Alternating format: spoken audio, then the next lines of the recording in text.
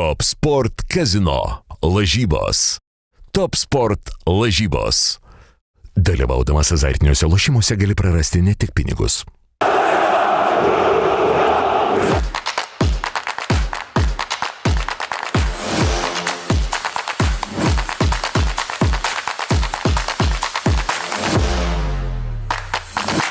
Taigi, sveiki susirinkę į dar vieną savaitinį epizodą, sezonas eina į pabaigą ir mes vis girdėdavom daug skirtingų žmonių nuomonių, ypač iš legionierių, kad sako, vyrai, darykite angliškus subtitrus, darykite angliškai, čia mums irgi įdomu pažiūrėti, paklausyti. Ir šiandien mes turėsim pirmąjį istoriją, tokį epizodą, Padkasto istorijai, kuomet mes kalbėsime angliškai. Šiandien svečiuose turime buvusi Babrungo žaidėja, buvusi Dainavos žaidėja, buvusi Transresto žaidėja, buvusi Vilniaus Žalgirio žaidėja, tikrą mohikaną, Henrique Devens. What's up? Hola, amigo. I don't know if I speak in English, if I was going to say something Lithuanian, but yeah, sveiki. Thanks for having me here. Yeah, sure. It's lovely that you came. We talked before you was preparing for leave. Žalgiris, you said, I can't, bro. I want to, but I can't because I had a plane ticket tomorrow. So Yeah. It was like, okay, maybe next time. And I thought, maybe... But now straight from the plane. Yeah, actually, because I was thinking like, yeah, nah, next time. And then you wrote me like, hey, bro, I will be here in like 10 days. I can come and this. Yeah, let's do it. Yeah, so last time it was very quick actually, because I literally had the flight the next day. Actually, leaving Žalgiris was fast. Yeah. You know, I woke up a Žalgiris player, and then in the afternoon I wasn't Žalgiris player anymore. And I knew that I would come someday.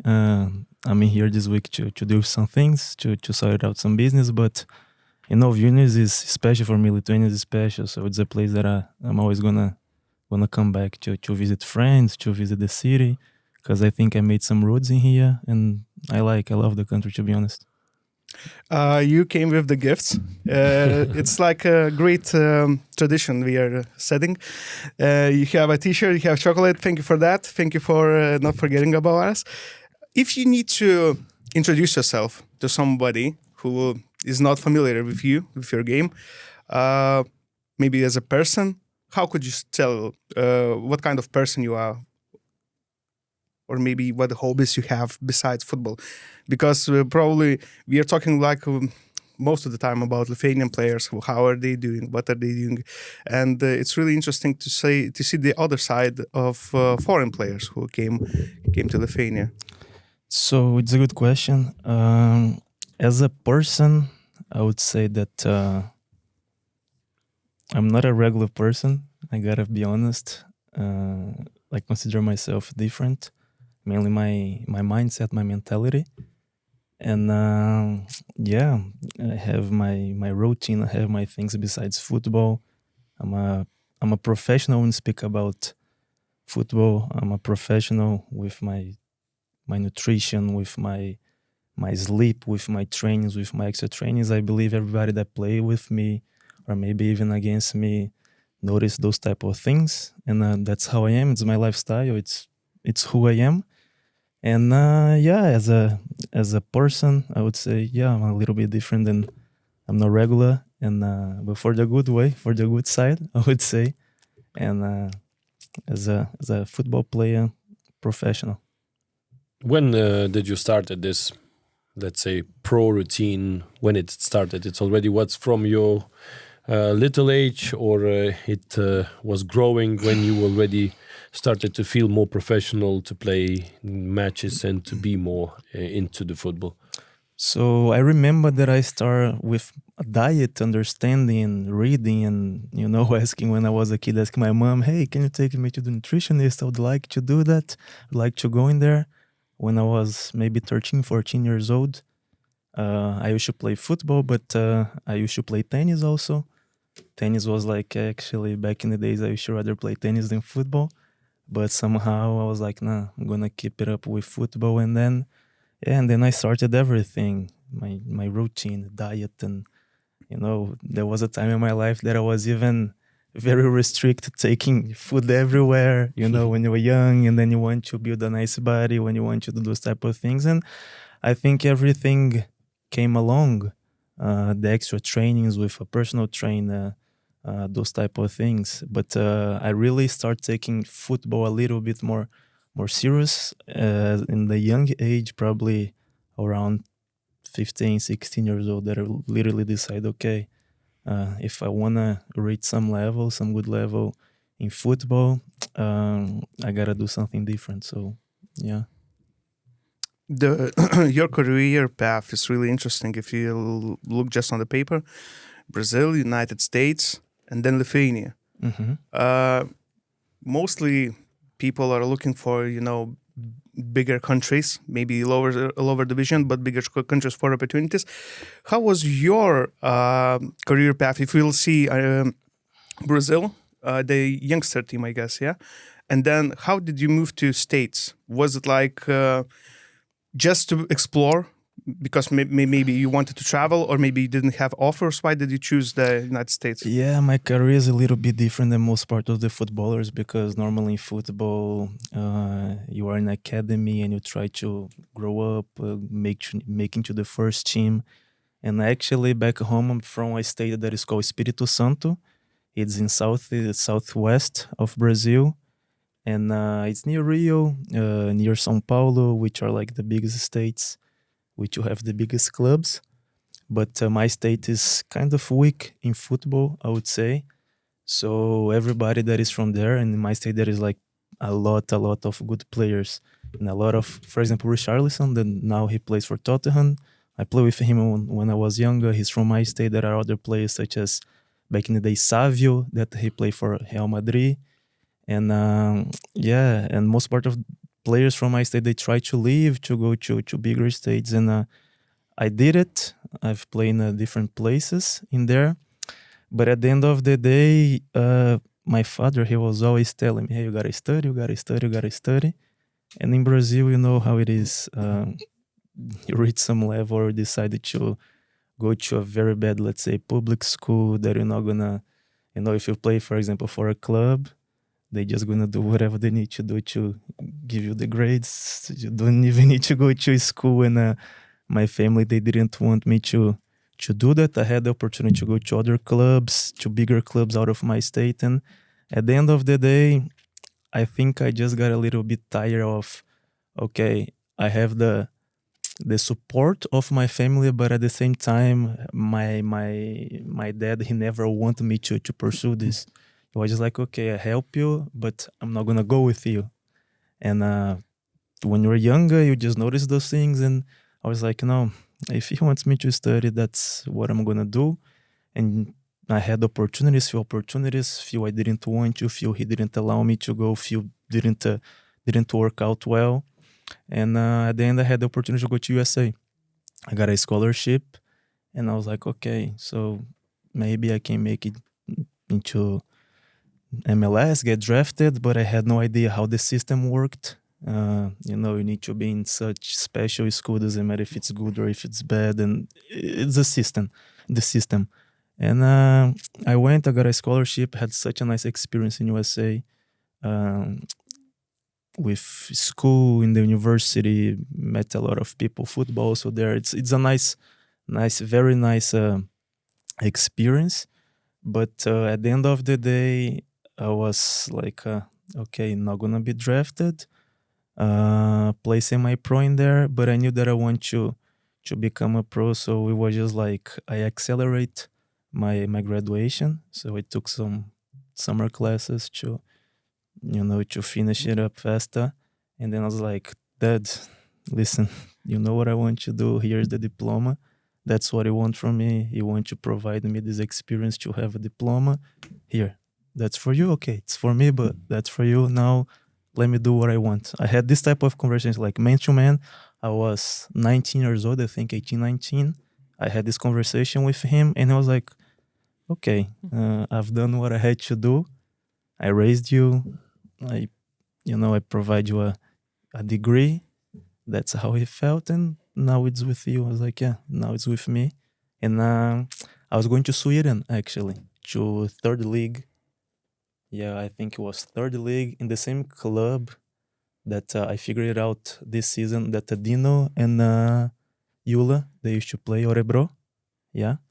And then everything was settled, the tickets, everything. But then COVID hits. I was in USA. I was going to play US Open Cup and then go. And then I had to go back to Brazil in a rush. And I spent probably 6-7 months just training every day, non-stop. And this opportunity to Lithuania just came. I didn't know anything about Lithuania, to be honest. When the agent said, hey, Lithuania, I was like, okay. And then, okay, he explained me. He told me, hey, you go, you deliver what you got to deliver, you score, and then you leave. Fine, but yeah, I went to Babrungas, and here I am. But the most interesting part, the next continent, different cultures, different languages, but the same mentality of the father, you know? Okay, you're a big boy, but I need a diploma from you, you know?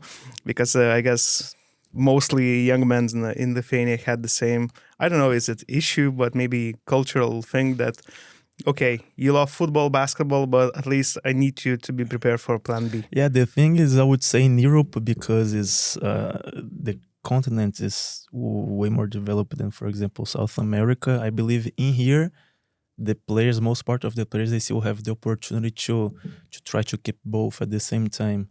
Because in Brazil, we normally don't have this opportunity, even with, let's say, high school and football or university and football. So it's literally in one stage, or just decide, okay, I'm going to study or I'm going to play. And in here, at least from my experience, from what I see, sometimes you can play, you can study at the same time, and you can try to keep going a little bit. You have this type of way to keep doing things, you know, because I have a lot of friends that they didn't even finish school, like high school, because they went to a different state or whatever. But you know, I'm glad that I had the experience that I had. You know, and like, from your perspective, the USA was kind of good in that way, yeah, to keep it up. Yeah, I had this conversation with my dad a few months ago, again, because we had a few years ago. I'm not the type of person that I like those ifs in life. You know, I don't like it. I take my decision. I don't look back, and that's it. If you've done, I don't like it.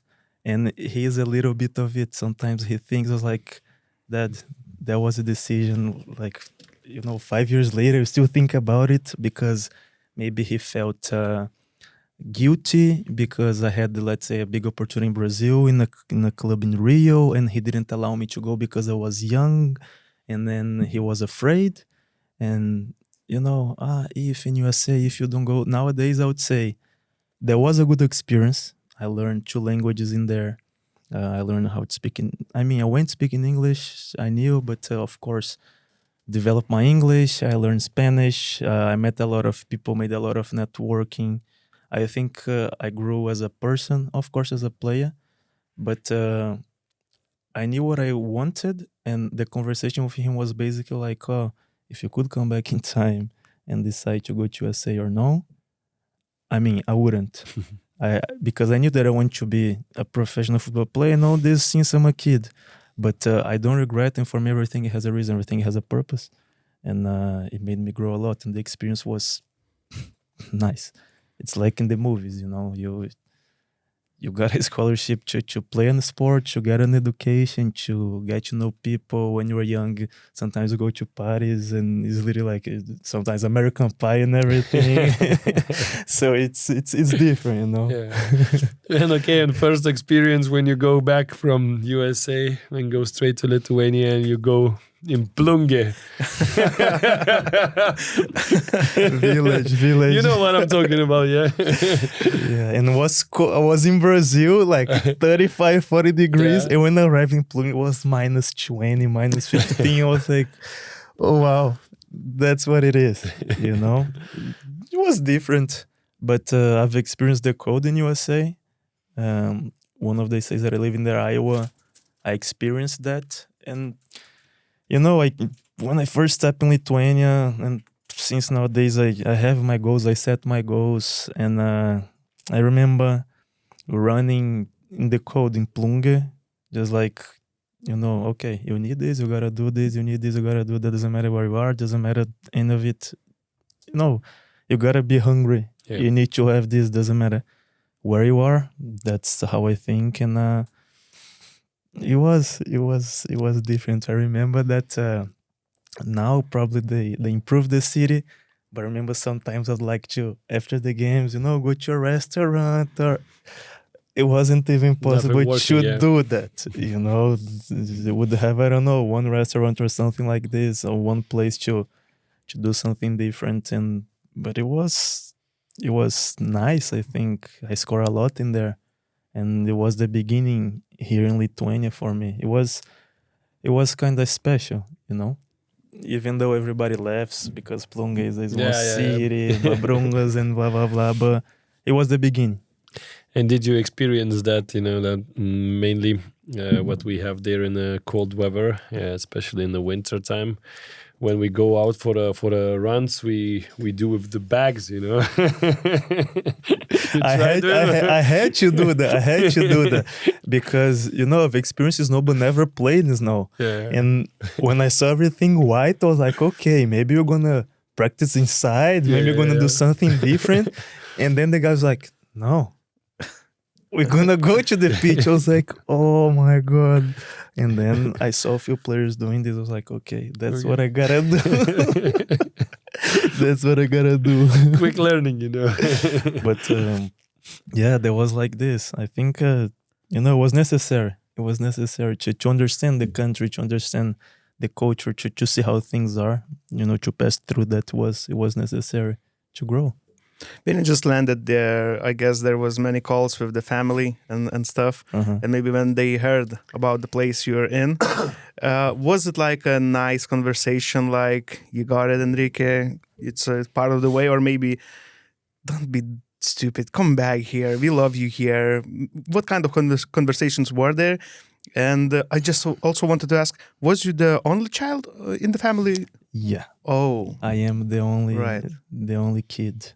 Okay, so that's why they're protective. Yeah, like in my dad's side of the family, I have a lot of cousins. Like my dad has, 10 brothers, sisters, and it's huge.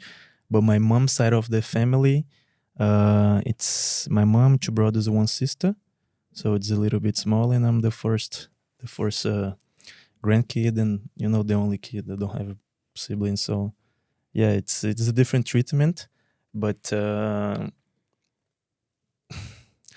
When you speak about when I first got in here, to be honest, I think my dad, when I was younger, was more protective than my mom, which normally is the opposite. Yeah. Mm-hmm. Because, for example, this I just figured out later, a few years later, but when I first got the opportunity to go to USA, my dad didn't want me to go. He was, I know, maybe, the only kid, oh, my boy, and I wanted him to stay close. And then my mom, she said, listen, I didn't raise a kid to stay at home, to stay with me. Since he's a kid, he has his dreams, he knows what he wants, and he's always going in here. I never had problems, for example, sleeping in a friend's place or whatever. Since I'm a kid, never had this problem. So she was like, okay, I raised him to go, to dream, to fly, and he's not going to stay here. Look at the opportunity. And it was the same. Of course, they were a little bit worried because they always know that, when I am like this, but you get mature. I'm also like a very hot heart. If sometimes things in the pitch or whatever doesn't go the way that I want, I can explode. South Americans are like this. It can be good as it can be bad, but and for them, I believe it was just. Worried in okay, you just need to adjust, you just need to adapt, you just need to respect everybody, you just need to, be humble, to talk to everybody, and that's how it is. That's what we taught you, how we educated you. And but when they saw everything, I don't know, they always support me wherever I go. They're always like, okay, you know what you want, so just go get it. I never had this type of conversation, I think, with my family where there was like, wake up or coming back or whatever, because they were always supportive with me. Always. And I show everything. We had a lot of calls, of course, but I think at the same time they were used to have me far away, Of course I miss them, but as I said, I left home with 14, 15 years old.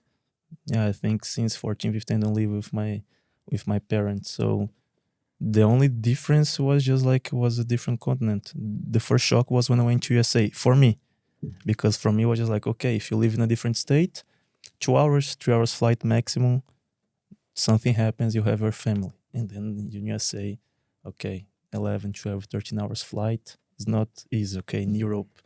But I was used to already, like living far from home for a year, so it was fine. And I guess it's a bit easier adapt to a new team, to a new culture when you are starting, like you said, scoring, yeah? Starting scoring, guys starting loving you, the coach is loving you, and everything builds up quicker, faster, yeah? Yeah, it's easier, but to be honest, in Babrungas, I remember that there was an assistant coach, a Brazilian assistant coach, that he got my back sometimes in there, because I said, I know I have a personality, a strong personality, and I remember when I got in there, the coach also in there, Kastutas, he helped me a lot. But sometimes I had some, I'm not going to say disagreements, but as a player, sometimes you understand one thing, sometimes the coach wants a different thing, and you are the one in the pitch.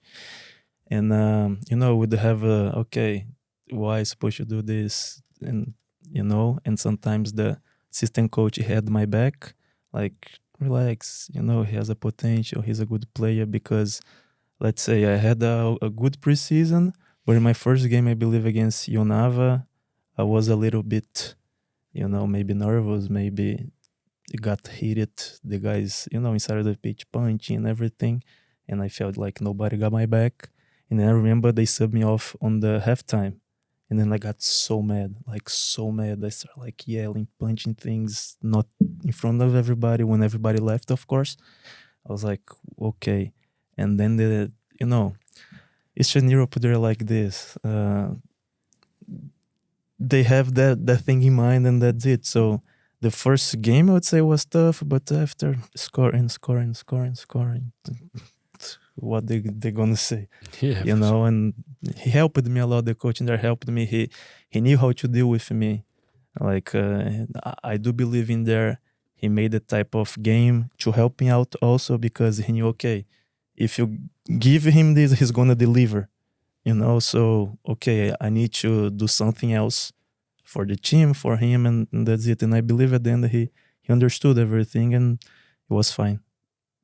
Do you had any ridiculous story? Because we've heard some of like Sheilas who just wash their shirts, just put it laying down in the sun, and after 10 minutes, all the shirts were gone. Really? Yeah, and they had like game in 2 days, and they were like panicking. Do you had anything like that in Plungė? Or maybe other ridiculous stories? Look, first things that for me was kind of like a shock, but then I noticed is like in Lithuania is like this in most part of the teams. It was like, because in Brazil, I believe we are very spoiled as footballers. We have people to clean our boots. We have people to clean our clothes. We're just like footballers. And this not just professional. I'm talking about since under 15. Yeah. So imagine 15 years old. You just go to train, you arrive, you have your clothes, everything clean. And then I was like, okay. And then I arrived, and then I finished training. And I was like, okay, where do you leave my clothes? To people to watch, so someone's gonna watch them. No, you wash at home. Yeah. And then you bring again. I was like, fine. And then it was the same with game kits. And then I was like, okay. That was a little bit different at the time, but this type of story that something different happened, I don't remember it, to be honest. That would be not with me, but for example, because of it, I've seen players forgetting boots, I've seen players forgetting game shirts, but with me, this never happened. Okay. This is the most stereotypical question. What kind of words you learned first? Because I've talked with many foreign players. They know nugara, davai, some bad words and stuff. What was the first thing that you needed to learn to understand what's going on the pitch when the Lithuanian players like yelling or something? Davai. Nugara I learned also. Of course, the bad words. The bad words, yeah. The bad For words sure. you always learn at first. You know, the place, hey, say this, say that. And then you say they're just making fun of you. Whatever. I don't know Brazilian, but I also know pouca caralho and so on. So it was just like, nah, go say this to the coach. I was like, bro, come on. And then, you know, those type of things. But the basics, actually, my first 2 weeks, I just studied some Lithuanian to learn the basics, you know, like prašom, ačiū, sveiki. And I was literally studying to understand the basics. And in the pitch, I think I just started learning the pitch language, the field language, like later on, you know, because I don't know, my first year, I believe in Lithuania, I didn't learn like most part of the words that I know nowadays. It was basically like bad words and, you know, daily words, I would say. That was basically it. Did you had some guy from the one or another team in Lithuania who was special for you, like to help something? You know, you told about the coach, but maybe some teammate, some guys who helped you a lot. I would say. One of my best friends, Davidas Malžinskas. I would say Linas Pilibaitis. Let me see. In Dainava, when I was in there, it took some time, but Vasiliauskas, Martinez. Yeah. Vasa. Yeah, Vasa, because he has a very stubborn personality, but at the end, you know, we like each other. He helped me a lot. Terentia also in Dainava. I can remember this, you know, in Babrungas, in Plungė, was very quick. Yeah. Because to be honest, when I first got in here, I didn't have someone to help me out with things. It was just like, okay, I know what I need to do. And I was just asking for the assistant coach, like, listen, it's possible to leave the club in the middle of the season if I score goals. It's possible. If you score, I think you can go to A Lyga. I was like, how many do I need to score? And then he said, maybe if you score this and that. Was like, you 100% sure this can happen? Fine. I didn't even look. I was like, okay, I need to score this. And because, you know, as we spoke at the beginning, my career is a little bit different. I signed my professional contract late, 23, 24 years old. I went to USA, and then I knew where I wanted to be, and I knew that I had to, you know, be a little bit faster. Maybe I had some mistakes throughout the time, but that was it, and I didn't have someone to help me with this, because nowadays I would think, maybe if I stay in Pirma Liga that year, I would score 30 goals, and I would go to a better A Lyga club. Or later on, when I left Babrungas to go to Bulgaria, the owner, he even told me that there were clubs from Latvia, somewhere else, but they never told me anything, so I didn't have anybody out of the pitch to. It was basically me, you know. So anyway, I had, like, in Babrungas, I don't remember, maybe one or other player. There was the captain nowadays, I think, Aurimas. He was a nice guy, and he was one of the few that speak English back in the days, yeah. But I would say these guys. But mainly, when I came back to Lithuania, mainly Malija and Pilibaitis. Pilibaitis helped me a lot. When I mean a lot, you know, in the pitch. Such a nice man, no words, heads off, because he understood me as a player, he understood me as a person. Every game, we used to go together.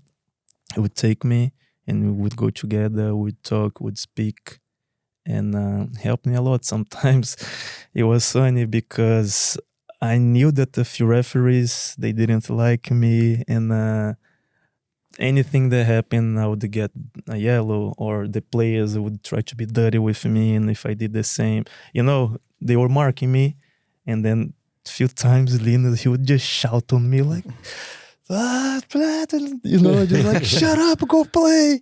And during the game, and you know, this helped because sometimes that's what the player needs, and that's what I need. And he helped me a lot to understand, to see things in a different perspective. And Malije, I say he's one of my best friends nowadays. And when I knew him, he knew me because we play against each other. But when I got to Transinvest, it was funny, our relationship, because we first got into a fight, like in training. Like stupid thing, like I don't know, I lost a ball or something. He starts shouting and then shut up and blah blah blah, and then just both of us just shouting to each other. And then the coach stopped it. No, both of you shut up. And then it was 2 days, kind of like far from each other. And then I was like, Margie, let's talk. And then I was straight to him. Listen, you can be my best friend in here, or we can hate each other, because I understood how you are, and you understood how I am. So that's how I work. I like this, I don't like this. That's the approach that you need to have. I don't mind you complaining, it helps me, but not like this. And then we said sorry. Then my best friend, one of my best friend in Lithuania, one of my best friends in life. So. And he helped me a lot on the pitch, out of the pitch mainly, getting to know Vilnius, understand everything, understand the culture. Everything is like, Malche, I need this, bro. Can you help me? It's the guy that, for example, you screw up at 3 a.m. and something happened. Hey, help me out. He doesn't even ask what it is. Okay, I'm coming. It's the same for him. So, yeah. Nice. It's a very mature way to solve the problem. Yeah. But it usually happens. I remember from my time playing, usually that is like this. When you get somewhere into a, not like real fight, but some beef, and you see that, okay, he's the strong, I'm the strong, so we can be the team, Yeah, usually. It's because everybody's always going to expect more, and it's fair enough to expect more from the foreign player. Yeah. But it's just like, at the end of the day, it was like, Margie, I know what you expect, but I'm a human. I'm going to get mistakes, so... you can complain whatever, but just don't shout like this. There's no reason. And but that's the proper way. Just speak, you just talk, and really appreciate mainly both of these guys, Pilibaitis and Malije. In Žalgiris, it was short time. Maybe the toughest, if we look from the perspective of the results and the media fans' engagement with the team. You know what? In Žalgiris, I think it was kind of like it broke my heart a little bit, because, for me, you arrive in the country from the bottom. That's where I arrived, in a club, probably Plungė in that time. It was the first year in Pirmo Lyga. And then, I just arrived in there. And then after a few years, you just reach, let's say, the top, which is to play for the biggest club in the country. You come to be like the main player of the team. And, and to be honest, I think it was the right match when everything happened, because they were looking for a striker with the profile that they want and everything. And with everything that happened in Qatar. Everything was fast, actually. And I was just like, okay, striker like this, right mindset, right mentality, knows the league. It's hungry to grow as a player, as a professional. And I know I expect a lot. They expect a lot. Even the fans, they expect a lot. But it was just a tough time because, when I left Lithuania, I didn't think about coming back. But I told to myself that if one day I had to come back to play, I would play only for Žalgiris, not other club. Because, for me, there was no reason. There was something that I would like to experience, and I was like, okay, I deliver what I deliver in a club that got relegated. So if I had to come back, people know me in football, so it has to be to play for the best club. And then things are going to be amazing, I remember last season, I was in front of Liviu until the last 6, 7, 8 games or something. And then the guy scored 8 penalties. I got so mad. 8 penalties. And then it was scoring. The thing is, playing for a club that is middle down table, you're not going to have a lot of chances. But play for Žalgiris, you're going to have 2, 3, 4 chances per game. And then I was just like, okay, now it's gonna be the time. Yeah. It's gonna be 2, 3, 4 chances per game. I'm gonna score 20 plus. I'm sure, like 100% sure about it. And then just got in there. As I told you, like I love Vilnius. I love the country. And after let's say a rough, not rough time, but things didn't go well, or as they promised me in Qatar, I was like, okay, I gotta go home. I want to go to Brazil. After I want to see my family. I wasn't in a good place. But then Žalgiris came, Vilma called me, and then I was like, okay, Vilnius is my second home. So when I got in here, I felt home, because, I know the city. I feel home in here. And then I was like, okay, now it's, as I said, it's going to be great. And it kind of like broke my heart the way that it went, because it was tough. It was a bad let's say environment, not the best situation. And it was like a good chance, I would say, to fill all the bottles, or how to say, boxes. Lithuanian dream in maybe, football, Yeah, maybe, you already had the cup. I'm going to Žalgiris. Okay, maybe we will get champions. Maybe we will make something in Europe. And it was like looking like I don't know, like perfect match, yeah? Yeah, that's what I'm saying. For me, it was a perfect match, but things in there just, I don't know if we call karma. I don't know if we call... I'm not talking just about me. I'm talking about the whole situation. Because, to be honest, my numbers for the games that I made were not bad. But if you speak about me, or if you speak about Žalgiris, it wasn't good. Because I know that I can deliver way more. I can, do better. And then, of course, Žalgiris can do like way better. So at the end of the day, it's like this. But we saw as the right fit, the right match for everything. But as I said, I don't know if it was karma, if it was like a bad energy. I don't know. Things were just tough during the time in there. As you said, it was like written in the stars, like from the bottom to the top. But things didn't work out since day one, as it might be looking at. Because there was struggling, it was hard preseason, many players were missing. I don't know, maybe you understood that it's good move, but maybe you talk with somebody like, hey bro, walk me through what's going on in the club. Or is it wasn't an option and you was obsessed by the idea that I want to be there? At the end of the day, Žalgiris. Yeah. So in Lithuania, you think about basketball, you think about Kauno Žalgiris, you think about football, you think about Vilnius Žalgiris, and that's how it is. So I didn't think twice, because in Qatar, the reason that I left was just the project that they showed me.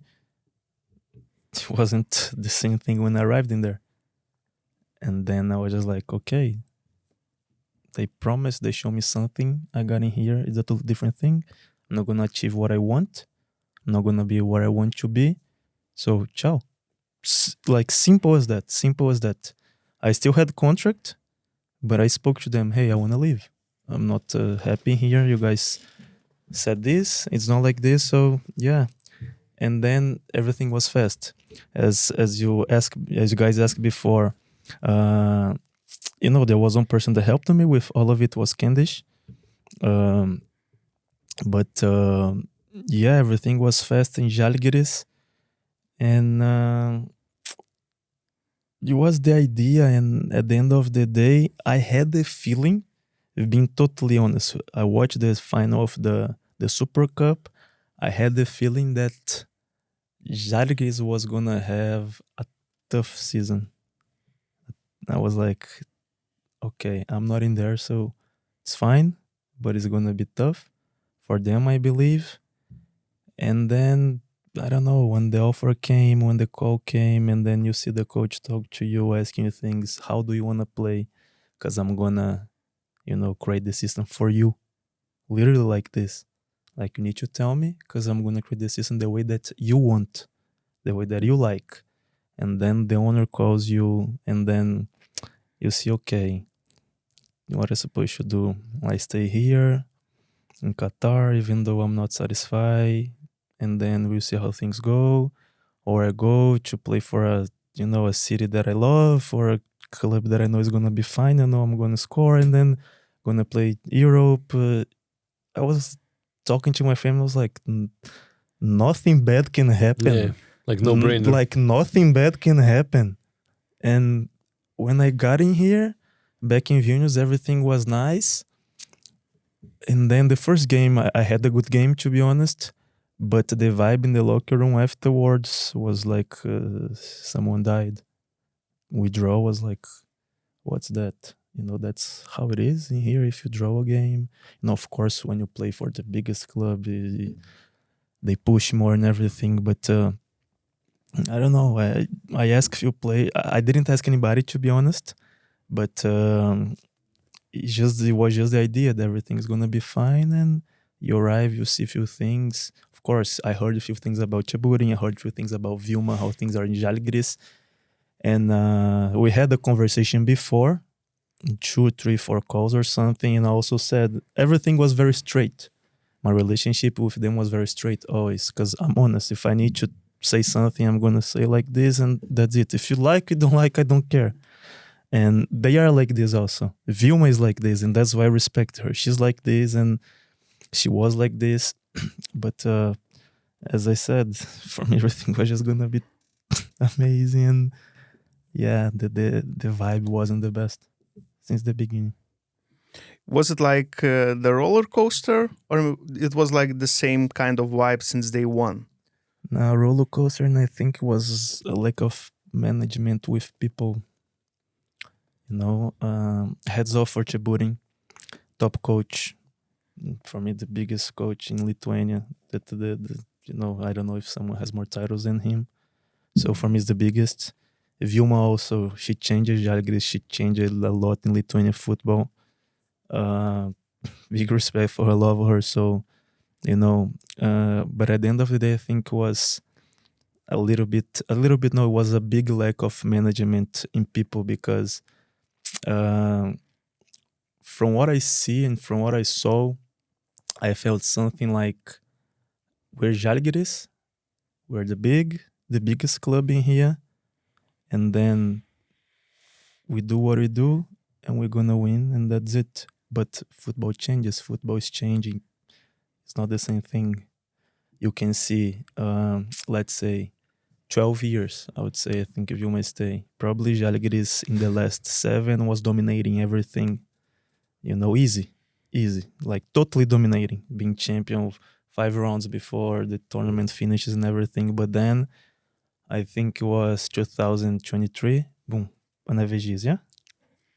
Yeah. And then, okay, you see everything was in here. Conference League, and then after Conference League, when everything's supposed to keep going better and better and better, boom. And then, okay, what's going on here? And then, okay, 2024, back, champions, but, you know, we could see that the team was depending on one player, another player. And of course, I spoke to players because I played that season, and afterwards, Paulius was the brain of the team. The team was one with Paulius, another one without Paulius. And it's hard when it's like this. And then 2025, okay, where things supposed to be better because the coefficient in UEFA, everything was fine out of the pitch for Žalgiris to go to Conference League again. Haruns went to Conference League, you know, not that hard, I would say.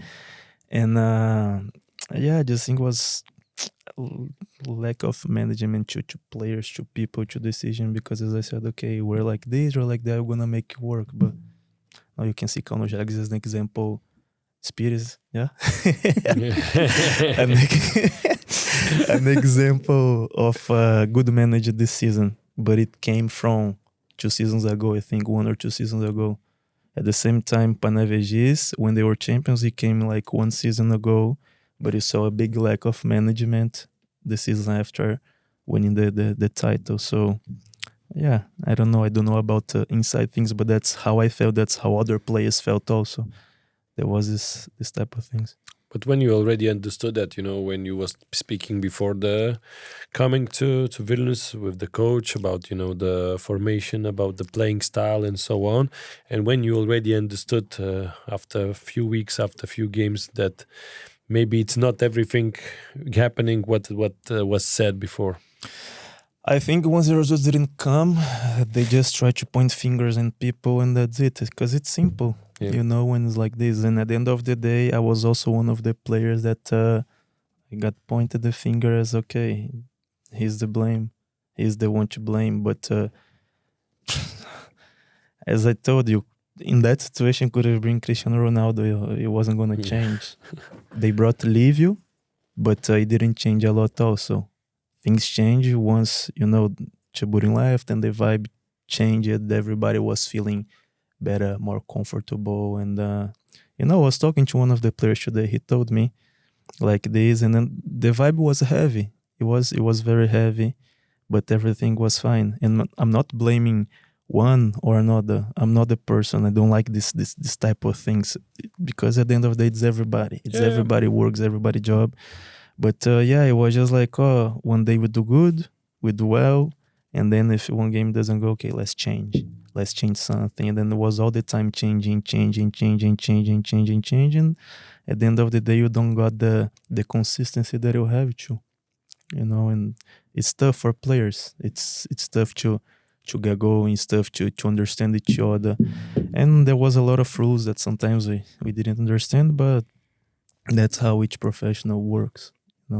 But I did see that okay, things are not gonna go the way that they're gonna go. But I was still believing, and I was still like, okay, I believe in him, I believe in her, and that's it. To be honest, I refused one or two very good offers during my time in there because I gave my word. I had my goals in mind, but I was totally into the goals of the club and my goals also, because that's how I am. But like, I had offers, I spoke to her, but I was like, no, I'm with you guys, and I'm gonna stay like this. So, how many hearts died? How many souls died that night in Malta when everything probably crashed?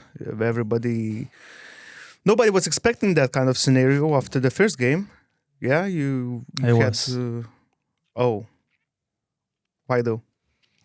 Feeling. Okay, because everybody was watching. I was watching with my friends, and when the penalty came up, we were like, "Yeah, it's fucked up, but it's probably gonna be in Žalgiris' favor because too many, lucky moments was in Žalgiris' side." Because in the playing time, there was opportunities for Spartans to close the deal, but they didn't. And we were like talking like, yeah, it's too much luck in that game. And after that, Spartans won. And I don't know, there you could see many close-up faces of the Žalgiris player. And there was nothing inside. And then we're like, yeah, they're dead. Maybe that's the finish of the story. What was you expecting? What was you feeling? What was the vibe after that? Maybe that was, like crucial point, like after everything fell apart. When I said that I was, is because I understood everything that was going on. Of course, I believed that we could make it, and I thought we could. But after the first half, I said, it's not gonna happen. It's not, they destroy us in the first half. They like literally destroy us. And then, of course, I was so pissed after the first game, and then he just put me on the bench, and I was like so mad. I was like, no, I'm gonna get in, I'm gonna score, I'm gonna help this and that.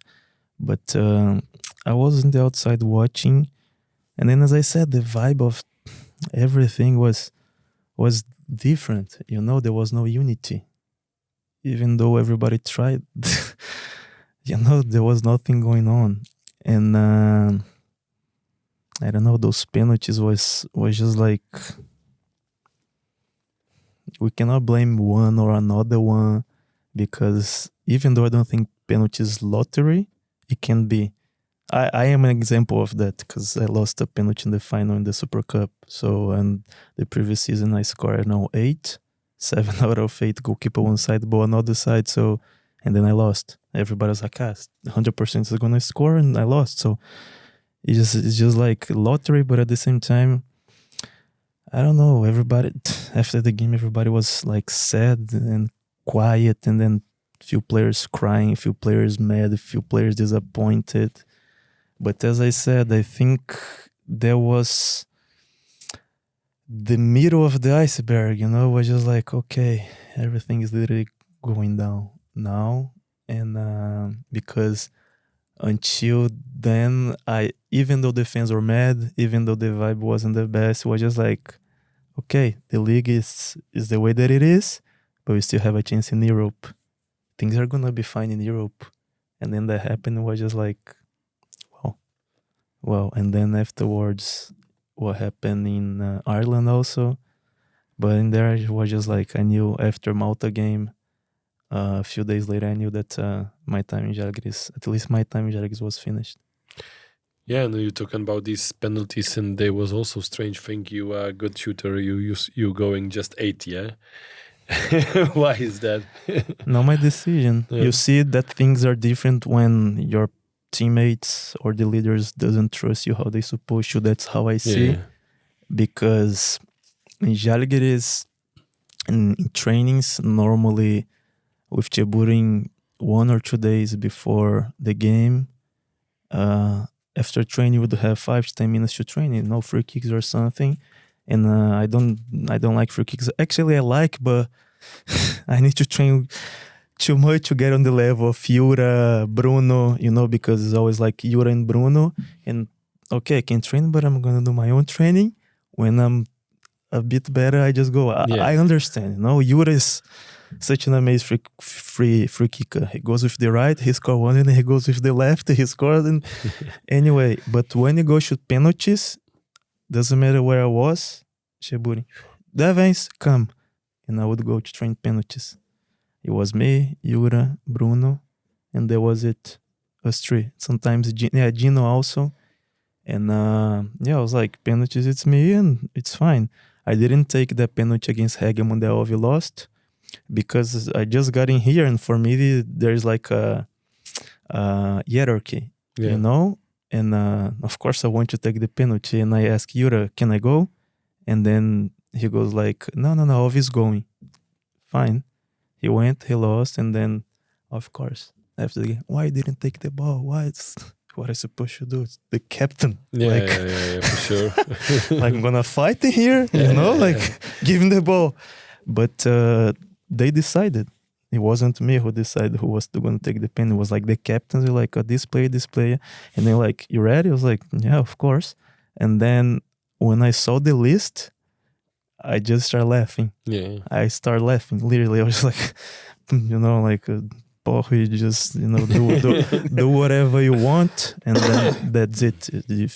I train every day. And, if my captains they think like this, it's fine. And then I just... Again, goalkeeper one side, ball another one. Because I like penalties. I enjoy taking penalties. And then at the end, we just lost. But that was their decision, wasn't mine. They just asked if I was ready. I said, yeah, of course. And that's it. You told us about Ireland. There was the first of the tifos, let's say that was hanging around Čeburin Out. Did you expect that would escalate that much? Because fans are upset. We are not doing well, but maybe somebody still believes in coach. Let's say it like that way. And then after the game, you can see that your fans are a little bit of them in the stadium. They are not shouting, but they are shouting Čeburin Out, and they are holding like this and. Even there was a funny moment that Čeburin especially came to the fans and it makes louder. How bad it was at this time, because you see everything is going bad, and at this time there's like open beef, open conflict between team, coach, and the fans. We try to don't allow those type of things go into the locker room. And let's say Vilma and Čeburin, they would try to take care of everything out of the locker room, and they wouldn't let those type of things go into our locker room. Even though you would know what was going on, this was the first thing I don't remember, or I don't remember if the game against Jugos was after this or before. I think it was before, yeah? The fans, 50 fans, they went in there. That was the first time that I remember Jojo, Joris, Mutashi was like, bro, like, what's going on? And I was like, what are you talking about? Bro, I'm afraid, like 60 fans with them. And I was like, what are you talking about? And then I went outside and I was like, wow. But, and I was like, okay, this is normal in Brazil. But, a few players, they start getting like scared. And, Vilma and Čeburin, they try to do everything outside. So those type of things wouldn't affect us. And, of course, things were getting escalated. And everything that happened, when I was in there and after that, I said before, I was like, to friends, of course, if this doesn't happen, things are going to go like this. If this happens, things are going to go like this. And, once I'm the type of person that I pay attention to details a lot. So I was just like, okay, what I understand here is like seeing from the outside later, but in the inside also is, okay, things are not going well, fans are not satisfied, but the coach has a respect throughout the years, and the president trusts the coach, so we're holding this type of situation. But we know that in any other situation that would have finished before. We know that. We gotta be honest, but also we need to understand that you need to respect the man. You need to respect the history that he had in the club and everything. But I knew that soon or later this was gonna happen. And this was happening after the game in Malta, and then in the game, the first game, the Conference League.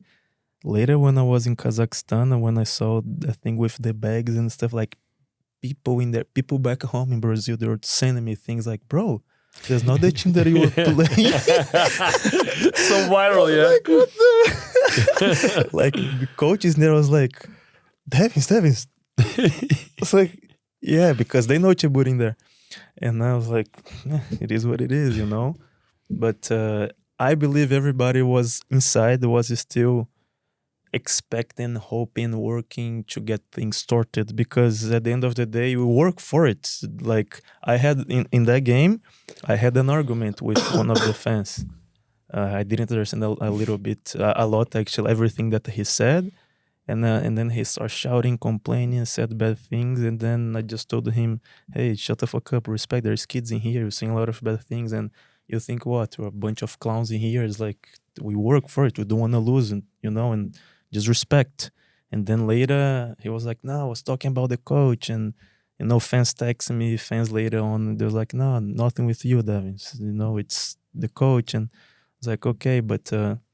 at least I knew that sooner or later things were gonna happen, and yeah, that was how it was. But everything was it was crazy. Yeah. The question was like, where do you playing there? What the fuck is going on with these Lithuanian guys? Yeah, like the text. But as I said, after the game, the first game. No, after Malta, I knew that. My time in Žalgiris was gone, and it was just a matter of time about maybe leaving or whatever. But let's say it that way, if Čeburin would be fluent in English, let's say it that way, may it would change the situation when you can just sit and explain everything what's going on, because as I imagine, he was doing the training sessions and stuff with the translator. Yeah. Yeah, so the communication was lack at that moment. Yeah? Yes. I never had problems with any coach in my whole life. I didn't have problems with Čeburin either. But I always had a good relationship with my coaches. Because, as I said, I'm not the easiest one to deal with. But once we learn each other, how to do with each other, perfect. Because I consider myself a good person, I have a good heart, and I'm polite and everything. So if you respect me, I'm going to respect you, and that's it. For example, Aurimas, which was the coach in Transvest, my first game, we said bad things to each other, like really bad things, in front of the players. He told me to go to that place. And I told, no, you go to that place. And then, of course, we said sorry. But he understood that, listen, it's about respect. And then after everything, we're just loving each other, hugging. And then, but we were speaking English with every coach. Even Bore, which he didn't speak the best English, we were talking English and we would have a good relationship. But with Čeburin was tough because even though I like he's a nice person, he has a big heart, but you couldn't go further than that, because even if you have a translator, the translation is not going to be the same, the feeling is not going to be the same, the conversation is not going to be the same. So what am I supposed to do if I want to have a coffee, if I want to have a conversation man-to-man or share something? Like, what am I supposed to do? And of course it will be different, not just for me, I believe for every player in any other situation. For example, even Kazakhstan now, the coach, he just speaks Russian. I'm learning, but still I don't have it. He likes me. We make fun a little bit and that's it. My relationship is not besides that, nothing besides that. So it's hard. Of course it could change because, for example, he had a better relationship with Yura, with Matula, with Ovi. Who else was speaking Russian? Yeah, mainly these three players, because of the language. And that was it. As you said before, you felt like put down sometimes, like substitutions, penalties and stuff. We all know that Čeburin is one of the greatest in Lithuania. He had many trophies. But by being in that difficult situation and seeing other players, young players who he didn't trust at all, maybe Burba, Jarusevičius, we had many other names. Was it like ringing the bell in your head, like, it's not right what's going on? Yeah, but I wouldn't say anything. I wouldn't say. Actually, sometimes if they ask, of course, or if I had the place to say something, I would say, mainly Burba. Burba loves Žalgiris. He loves Žalgiris. Like, the guy is just, it's his dream to play for Žalgiris. Maybe people don't know that, but he loves it. He said, Devens, it's my dream since I'm a kid. I love the club. I'm a Žalgiris fan, so play for the first team is like my dream. And of course, this season at the beginning, he's young, but not that young. He has some experience, but when you play, it's not everybody that has the same mentality, the same mindset. So when you play for your childhood club,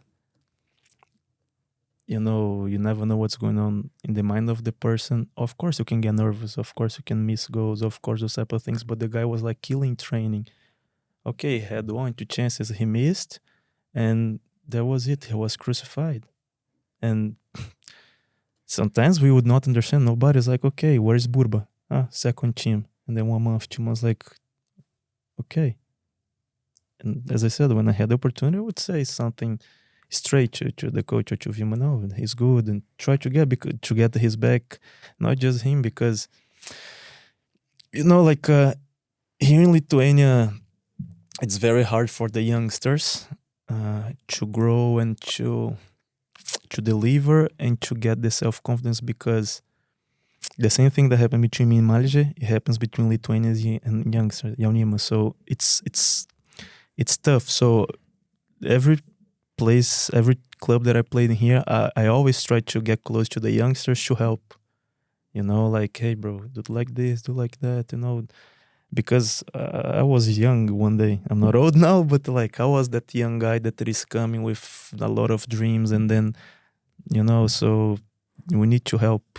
There are players that I speak, still, that talk, they text me a lot of voice message. Hey, bro, what should I do? Because they trust and they don't have this a lot. And imagine for the guy, he felt pressure. I need to deliver. The team is not doing well. And then maybe the coach, is, if I miss one thing, it's done, it's finished. And, you see, he came back probably feeling better, scoring and assisting and scoring, because at the end of the day, he's a good player. You cannot just... The thing about football is that a lot of people, they just judge because of some certain moment. They don't ask, hey, how you doing? How are things at home? How's your head? Is everything okay? They just think football players, okay, they don't have a heart, they don't have a mind, and just need to work and work and work and work. But it's not like this. You know, sometimes things can be happening in a bad way because something is going on at home and the player doesn't share. He doesn't want to share, or he, don't feel like this, and that's the reason. And then, he's bad because of it. He's bad because he lost a goal. He's bad. Try to understand, try to talk and be human, And I think that's basically what happened to Burba. Yeah, that's how I see it. And sometimes it seems like a small detail, but I would say that in a whole the team atmosphere, this unfairness, it's killing you a bit. Yeah, you see that okay, he's delivering, but he's not getting the opportunity, and he's sent to the second team, and then how a locker room is, and then one speaks in here, I don't understand why this person does like this, I don't understand why he's like this, I don't understand, and at the end of the day, as I said, for me, everything that happened during this season in Žalgiris was lack of people management. Simple as that. Not simple as that, but that's how I see, and that's how a lot of other players also see that happening there. After Malta, you said that your mind wasn't there anymore. You thought like about leaving the club, about the time is coming out. What was your first reaction? What did you do? Maybe you talk with Vilma, with Čeburin, with agent. Walk us through. I knew that my time was was finished because I had a conversation with Čeburin and Vilma. Right after Malta, we play against Jugas, yeah? If I'm not wrong. And then Jugas, I think, at home, Jugas. or Hegelman, or at home or away? Jugas at home, and then you go to the Limfield. Yeah. So and he gave me 0 minutes. Yeah. And then I wasn't satisfied how things were going because everything that we spoke. And then I was like, okay, for some reason, he thinks I'm the reason. But I was just telling, listen, I have my analyst, because I have my own analyst. If you check the chances that I got, this and that, because everything was a problem. Everything was being a problem for everybody. I was like, listen, you know that I'm not the type of player that I'm going to dribble 3-4 players and score. I need to be fitted. And I deliver. That's it. If I have 2 chances, I'm going to score at least 1, and that's it. It's not me who believes. The number shows. And then I asked him, I was like, questioning myself. I was like, what's happening? Am I not working properly? Because I was doing my extras after training, before training, doing everything. And, I was like, okay, maybe I'm the problem. I'm making the wrong runs. Players are not understanding me. I need to understand the players. What should I do to... I see one interview that he was saying that for one time of his career, he was trying, instead of he makes the player understand him, he was trying to understand what the player was going to do so it would be easier for him, something like this. I don't know if you guys have seen this. Yeah. And I was like, okay, maybe that's what I need to do. If things are not happening. And then I started going to stats. I don't like it, but I was talking to myself, hey, do some videos. Because the coach said this, said that. Just do some videos for me. Go to the stats, like good runs that I made and I didn't get the ball. Good runs that I made, got the ball, didn't score. Bad run. Anyway, I was like, okay, the numbers are not lying. And I was like, so, okay, what's going on? And then I was getting less minutes. I just felt that he just pointed at me like, okay, he is going to be the one to blame now. Because before, let's say, it was one player, another player, and all the time one player. And then I was like, fine. And then didn't get few minutes one game and another one. I was like, that's not the reason that I came here, and but I was like, okay, keep working. And then Champions League, fine. I even scored, but Levy was offside when he gave me the pass. And then I was like, okay, I'm not stupid. They brought someone they trust 100% that they think is going to fix the problem, or he's going to play both of us together, or he's going to play Livio, because if they brought him, fine. And then few games, less minutes, I was like, okay, play me Champions League. We playing there, didn't start. And then on the way back, I had a conversation with him. And I never said this like when I gave the interviews before. As I said, I don't have a beef with Čeburin, don't have a beef with Vilma. It's all respect what he did for me, what she did for me. But after Jogas, we had a conversation because something happened inside. We had, let's say, snakes in the locker room, and it's just some opinion that I gave just went out. Like next day, like this, locker room between players. It was just an opinion about the game. You ask, what do you guys think? What like this? Like, I think we didn't have a second B plan, and that was it. The first half, nothing worked. Second half, we tried, but and then the next day, in front of everybody, like such a situation, like you guys already can imagine. Yeah. And then we had the conversation, and I was like, listen, I always got your guys back. Always, I'm honest. What I said, I wasn't going against you because maybe they felt like it. And I was like, no, I just gave my opinion, as I'm telling you. That's my opinion. And, but yeah, and then, some arguments, and I was like, listen, let's agree to disagree then. I respect you, respect me, but, are you going to be arguing, or are you just going to agree to disagree? If you think what I said was just like, I'm going behind your back, I'm just saying, it was just an opinion. I got your both of your guys back all the time, even when players were telling bullshit about you. I was like, no, And then at the end, I was like, okay. And he was honest with me, which I like it. I was like, listen, you're not going to be my first option anymore. And I appreciate him for that, because other coaches, they could just, no, it's fine. Yeah, and then he was straight. I was like, fine. And then I look at Vilma, can I look for a new club? You're going to release me? That's it. And then we just hug, shook hands. I was like, hey, thanks for the honesty. And I think next game was against Lingfield, yeah? Yeah. And then I played, I don't know, 5 minutes or something. And then I was sprinting after the game because I wasn't playing it to keep in shape. And a lot of times I spend like in the gym after running, everybody shower running because you got to keep going. But I knew, but I didn't know where I was going, whatever. I just spoke to the agents that I was working with. And then I was like, hey, we got to look somewhere else because he told me this, things can change. As I said, I knew sooner or later things would change, but I didn't know when. You don't know about football. And I was like, there's a situation now and I'm going to stay here, just being without minutes, because still, after showing all of those stats, we had a game Panavejis, I had 2 chances, I scored 2 goals. So just like I wasn't just not having enough chances or something, And then I told, hey, you see what I'm telling you? But that was it. We had the conversation, and it was just like this. Shutoba was like this. My things were in the bus. My boots, everything. I was in the bus already, and then she just called me. The agent called me, yo, you're not traveling. And then I was like, fine, 5 minutes to leave. And I just said bye to everybody in the bus, and that was it. I was like, hey, thanks, and then hug it. Again, appreciate for everything, appreciate to him and her also. It was like, hey, everything good. So, yeah, you were honest with me. We had this and that. And I don't consider this a beef. I don't consider this a problem. As I said, I respect both.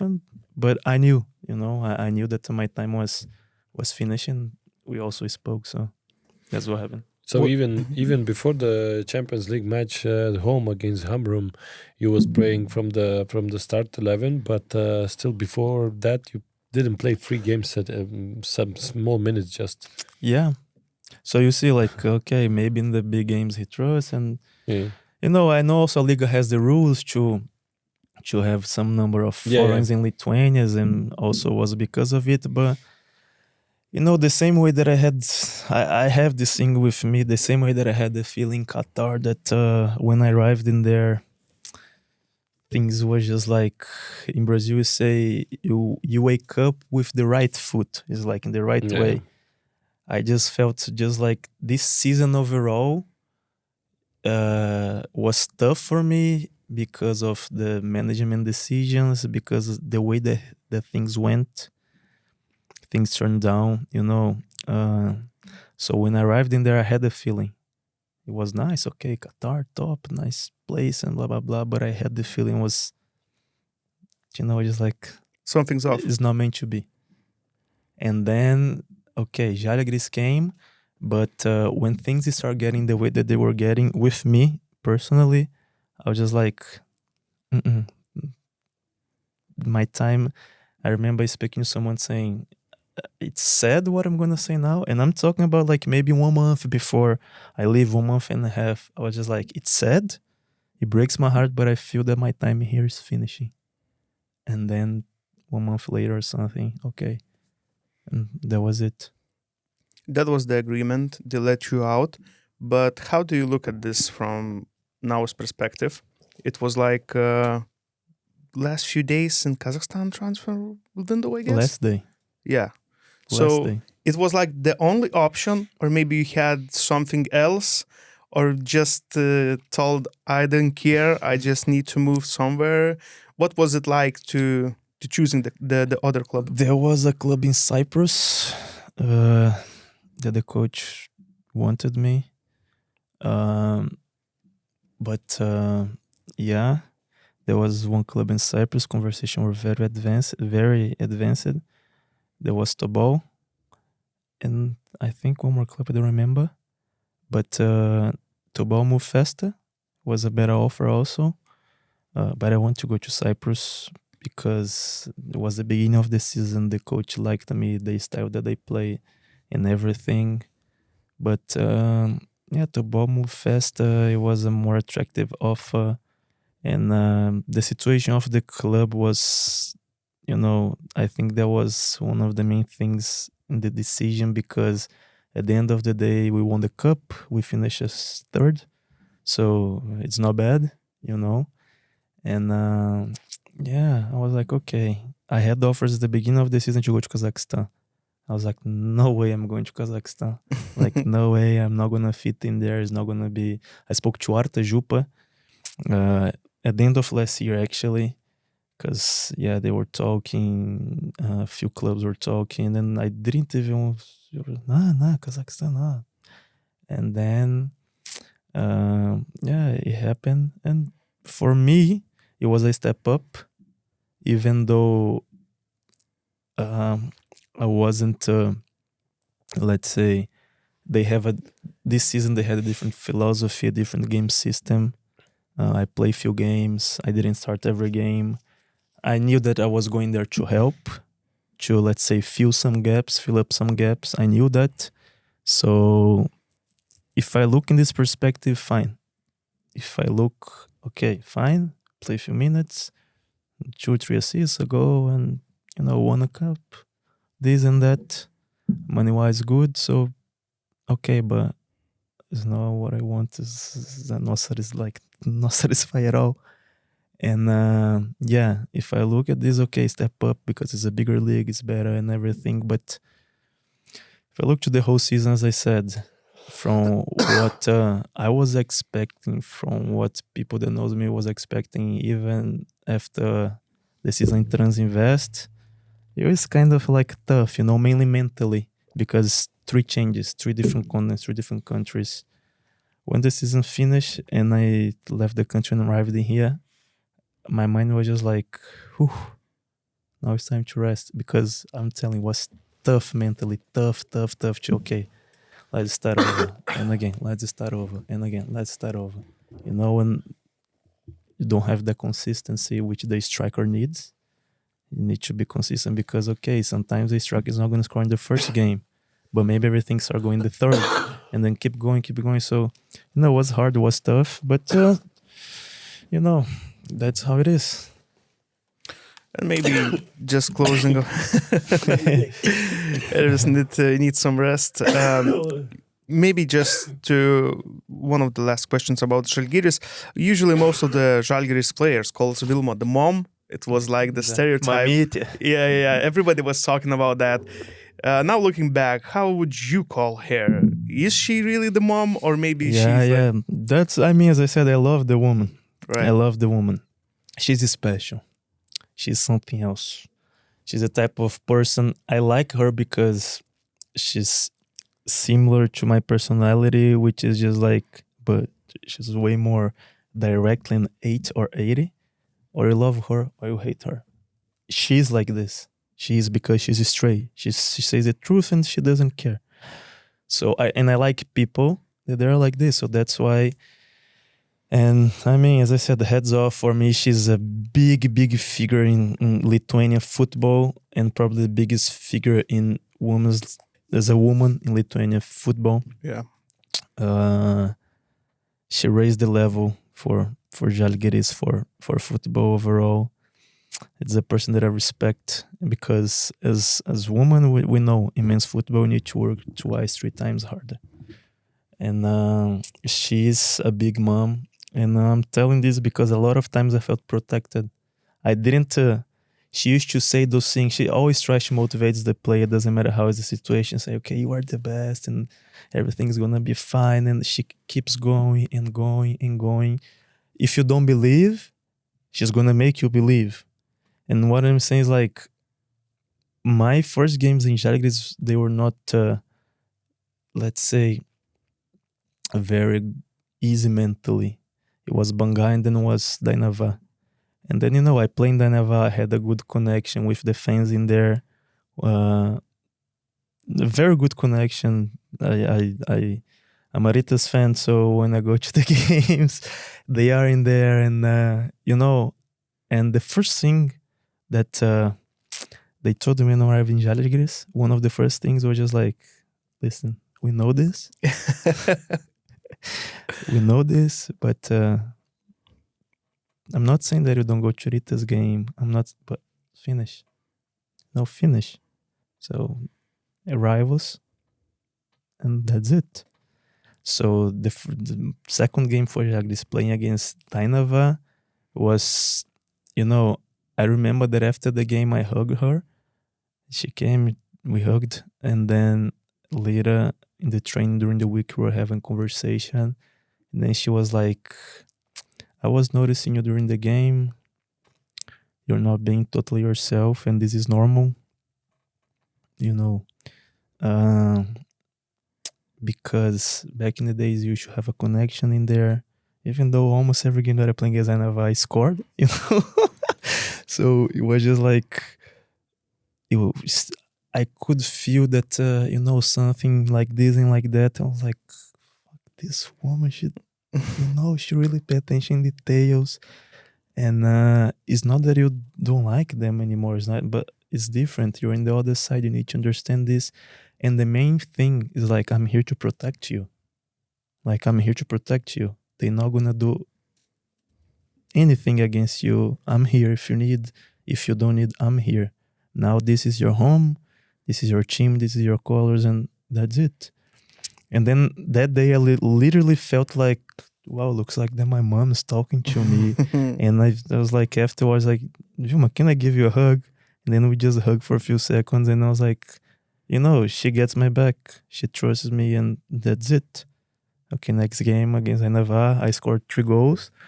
And then, it was just in other situations also, she was always there to protect everybody, to speak, even though sometimes she would be mad and whatever. She just, Žalgiris for her is or was everything, literally. She opened the hand of a lot of things in life, family, kids, or whatever, because she was just sacrificing to, and I respect that. And then, I call her Mamytė, and I would call her like that. Have you followed the media? What's going on now in Žalgiris? Now? Yeah. I saw a few things about, of course I follow the club, but I'm not that into everything. I saw like last game that was nice. There was like Pietų Keturi birthday, yeah. So that was nice what they did in there. Nice environment.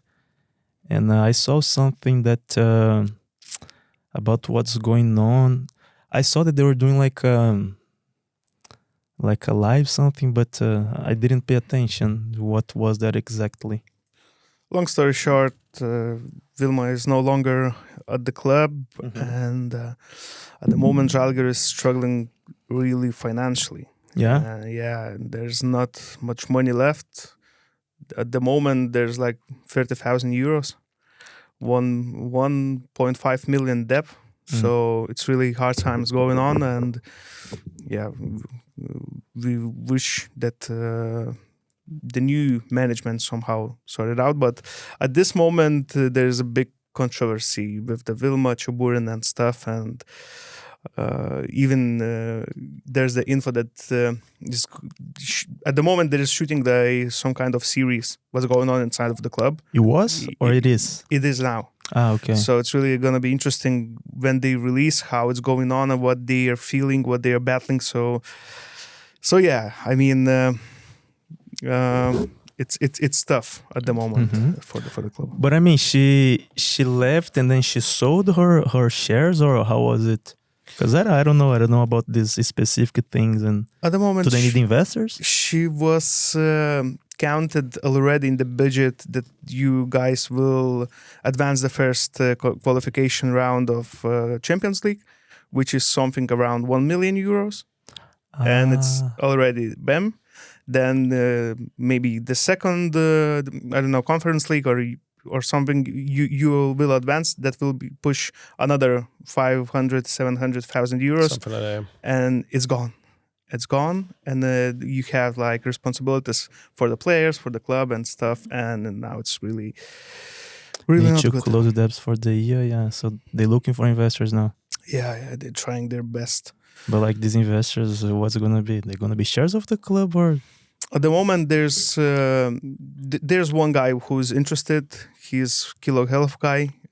He wanted to buy the shares, but their shares, her shares. Yeah. He tried to. He offered, as it said in the media, a good amount of money. She rejected it. So now it's like controversy. Like if you really love the club, just sell your shares. And the guy who's coming with that 1 million euros trying to fix everything. And now it's like. Yeah, she really loves the club? Because if she did, she would just do everything. It's really hard. Yeah, at the end of the day, even though you love, it's business, Right. So, I mean, I don't blame. It's the same thing for football. Okay, I love the club, but it's my job. Yeah. Pay me more, So, I mean, because I see a lot of players, most part of the times, I love the club, you stay, and then later on you just get fucked because the club is not. I mean, this happened with me in Transinvest. Nobody knows, but the way that I left and there wasn't very good. Like the owner didn't respect and everything, so we're just like, fine, it's okay. Oh, I didn't know that. Yeah, so life goes on. So that's how it is. Right. We had like few more questions from our sponsors, let's say that way, from Contribui. Simonas Jonikas asked, which Lithuanian team left you with the best memories? Transinvest. Yeah? More goals, yeah. I mean, yeah. I think because that season was where I literally consolidate everything in here, 2023 was good. Winning the cup was, unbelievable. And then I won like MVP also. Was everything that we could have won, we won. Everything that I could have won, I won. So we're just like, okay, what else? And then next season, I knew that everybody was like, oh, maybe. And then, okay, I delivered. So it was also good, So I believe it was because of the club that I spent more time, then I could have more memories. But not gonna say, I would say somehow. Even though, as I said, there is a joke in Brazil. If, for example, if I speak, Babrungas was, let's say, my first my first girlfriend. Yeah. You know, and then Dainava, it was like my, let's say, my first love, and then Transinvest, my wife, which I got divorced, and the Žalgiris was like the crush they always had through my whole life. Exactly. Based like this, you know. But Transinvest, I think, because it was more time in there. That's a good summary. But we got divorced. We got divorced. Thomas Pamparam asked, which cultural differences were the most shocking or frightening when you just moved here? Good question. I believe I felt, still I believe every foreign they feel something when you're not in Vilnius or when you're not in Kaunas, because people look at you different. You know, it's older people, elderly people and everything. I'm not black, but I had episodes of racism, and I just learned how to deal with those type of things, you know. And for example, even in Plungė, at the beginning, it would be weird a little bit.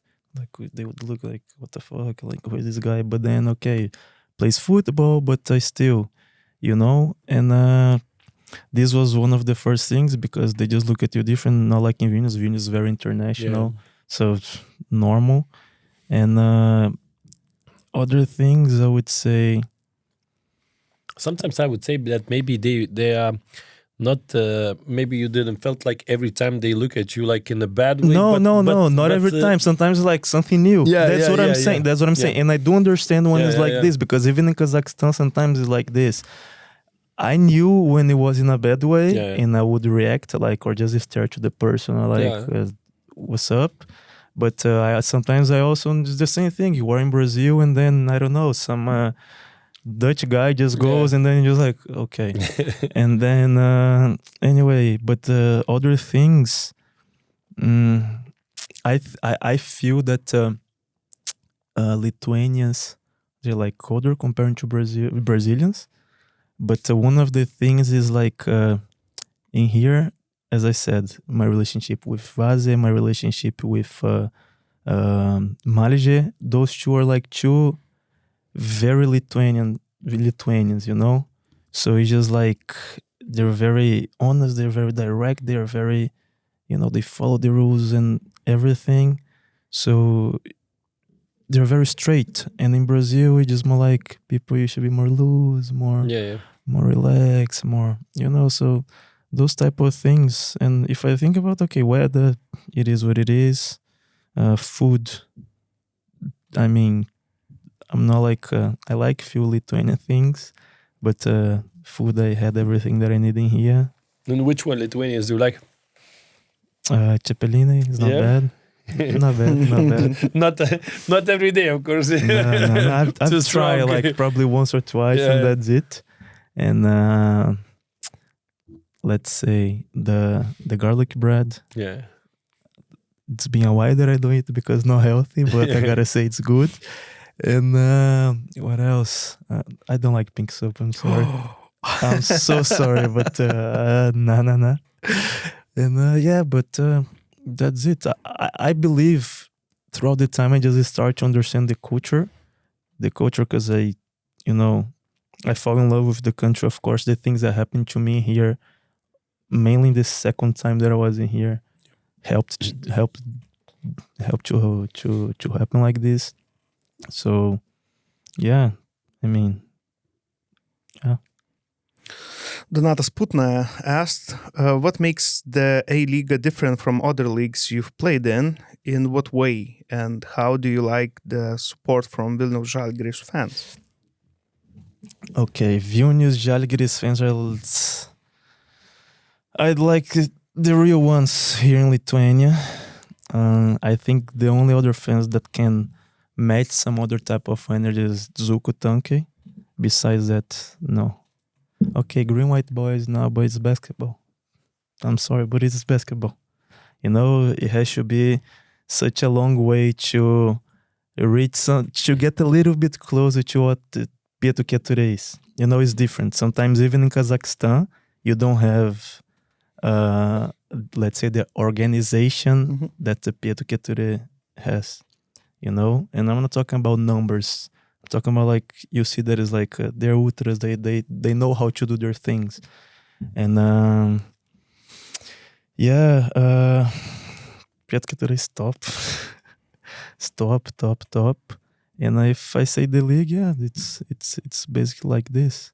Kazakhstan is more like just giving this close example. Normally in there you have way more people in the games, but it's not every club that has ultras. You have Ordabasi, you have Aktobe, Astana, then Kairat, but also it's not like ultras, it's just like normal fans.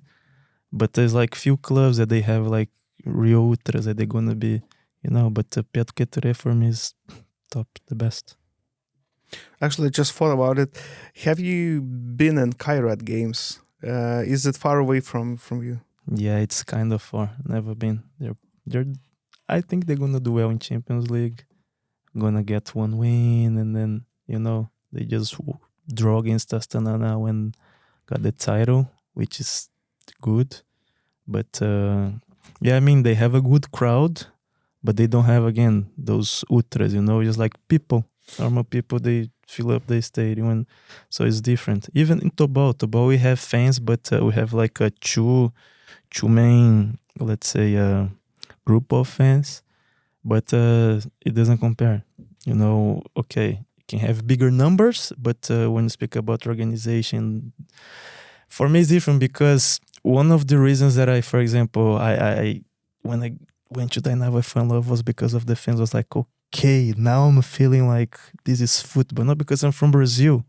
So I used to be the type of kid that you got home from school, I used to type on YouTube like fans singing, and I'll be in front of the computer singing alone, and then I would like to go to the stadium just to sing too. So that's when I started like this. But those two groups of fans here in Lithuania, I would say. But Pietkatura is in front because of the tradition, because of the number also of fans that goes, Edgaras Neviera asked, you played for Plungės Babrungas in 2021. What do you think? Could the Plungė team ever play in A Lyga? No. I mean, never say never, but I don't think they have the mentality. That's simple as that. Because Pirma Liga is not a hard league. If you have a little bit more investment, you can go to A Lyga. But in there, the thing about Babrungas, which I like, to be honest, is they're like they're very humble and honest. So just like, we have this budget, and that's it. We're gonna work with it. We have this goal, and that's it. So it's just like, they're not gonna try to, as most part of managers or whatever in football try to do, is like I'm gonna do something special. I'm gonna go like this and that to make. No, that's it. We're gonna work with it, and that's it. So for me, it's hard to see a Babrungas, because I think most part of the money comes from the city, and they wouldn't have the budget to to win the league and to stay in A Lyga. But I can see that they're like growing, they're being consistent, always finish 4th, 5th, and then but I don't think I don't see, just because of the mindset and the mentality and how things are in there. Because in there they're like very closed mind to everything. Very closed mind. I had a problem with the owner when I left, He didn't want to release me. I was like, okay. And then we just had to throw some money, and then that's it. That was the only reason. He was like very stubborn, but I mean, that's how they are. So you just dealt with the amount of money you paid, and they released you or something? All right. Okay. To go to Bulgaria was based like this, because it's unfortunate. I had the contract with Babrungas. That's what I'm saying. I signed a contract that I barely knew what I was doing. They, okay, we can release you and blah, blah, blah, but no. And then I was on loan to Dynava, and then the director of Dynava was supposed to talk to the owner of Babrungas or whatever. And then the agents, I was like, you know what? I just went in there straight. I was like, what do you need to release me? Tell me, because if you don't release me, I'm gonna come, I'm gonna score against you, I'm gonna laugh into your face. I told him this. I was like, I'm gonna look at you in the cabin, I'm gonna point at you, I'm gonna laugh. And then, I mean, I go somewhere, I'm gonna carry the name of the club, it's gonna be good, as this player did, as this player. And then, blah, blah, blah. He was like very strong. He left, it was a bad situation. And I was like, at the end of the day, we just threw money. It was like, okay, how much you need? This is not even the amount of money that you had to invest in me or you paid whatever. But okay, if that's like this, it's fine. So, at the end of the day, it's a club that it helped me in the beginning, but that's it. Bad breakup. Saulis Vagonis asks, why didn't you manage to establish yourself in Qatar? What happened? Simple as I said, they promised me, they showed me that the club wants to go to top league. The club when I arrived was in third or fourth, like 4 points for the promotion zone. No, we want you to go to top league. And I was like, okay, top league we're talking about? It's some very good money, which you don't make sometimes even in top 5 leagues in Europe. So I was just like, okay, I'm gonna go there because of the project. The offer was good, but the renewal offer was like even better. And then if the club promotes, like, wow. And I was like, okay, that's the only reason that I'm going. I arrived in there, I looked at everything, I was like, man, this is never gonna happen. The plan is the plan, but yeah. I was like, no fucking way. I was like, no way, this is never gonna happen. Never gonna happen. Like, not now, not next year. This club is not gonna promote like this. Maybe they have the project or whatever, but no. So what I supposed to do? I didn't want to spend the rest of my life in Qatar, in second league Qatar. They also sold to me that, okay, if you deliver in here, you can go to top league. And then I start asking, because I always do like this when I arrive in some place. I start studying the place way more when I'm in there, understanding, talk to players, and think with me, why a club in top league Qatar would look to second league Qatar if they can look to top leagues in Europe? Like, what's the reason? Yeah. Only if the player is like 18 years old and they're gonna, get the passport for the guy so he can play for Qatar, and that's it. And then they sold me a lot of different things. Not saying that it was bad. Let's say everybody was respectful and everything. But when I saw a different project, I saw that, okay, in here I'm not going to reach what I want from my life or my career. I'm going to reach some certain point that I think I can reach higher things than that. And I'm saying like professional-wise, money-wise, or whatever. I just spoke to them. I was just like, listen, I'm not happy. I'm not satisfied. Can we finish it? Fine. Like, simple as that. Literally simple as that. And then everything was fast with Žalgiris because maybe I could have stayed more in there until the end of the season, until June, like 4 more months or something, get some, money that wouldn't change my life, but would be good. And you don't know, but at the end of the day, it was second league Qatar. It wasn't first league. So imagine things doesn't go well. And then, okay, it's different, to come back to Europe so it was everything, had a good conversation, polite and no problem, just not how they promised, and that was it. Saulis also is asking, you have a dual citizenship, right? 3 actually now. Oh, 3. I have Brazilian, and I have Luxembourgese passport, and now I have Italian passport also. Oh, okay. Yeah. He didn't know about Italian one, so no, nobody knows because I just got this year. Oh, yeah, I'm getting the passport. It hard to get? Yeah, it's a long process. Luxembourgese one I was the first one in my family to get the passport. Was from my dad's side of the family, and the Italian one's my mom's side of the family. So everybody was doing the documentation, blah blah. And then last year, at the end of the year, I went to Rio to do everything, and then this year, I believe at the end of the year, now December, I'll go to get the passport or to get whatever, and then the passport's gonna be ready. Right. So the question is probably just simple as that. Is the passport simply a tool to walk and move freely within the Europe Union, or is it something more? And maybe do you know any words in Luxembourgish? They speak French in there. I speak a little bit of French. They also speak Luxembourgese, and they speak also Dutch, I think. Okay. I don't know Luxembourgese and Dutch, but French, yeah. But it helps. It helps in Europe. And also national team. But my situation with the national team in there it's quite hard right now, to be honest. You know, because to play for the national team when you have a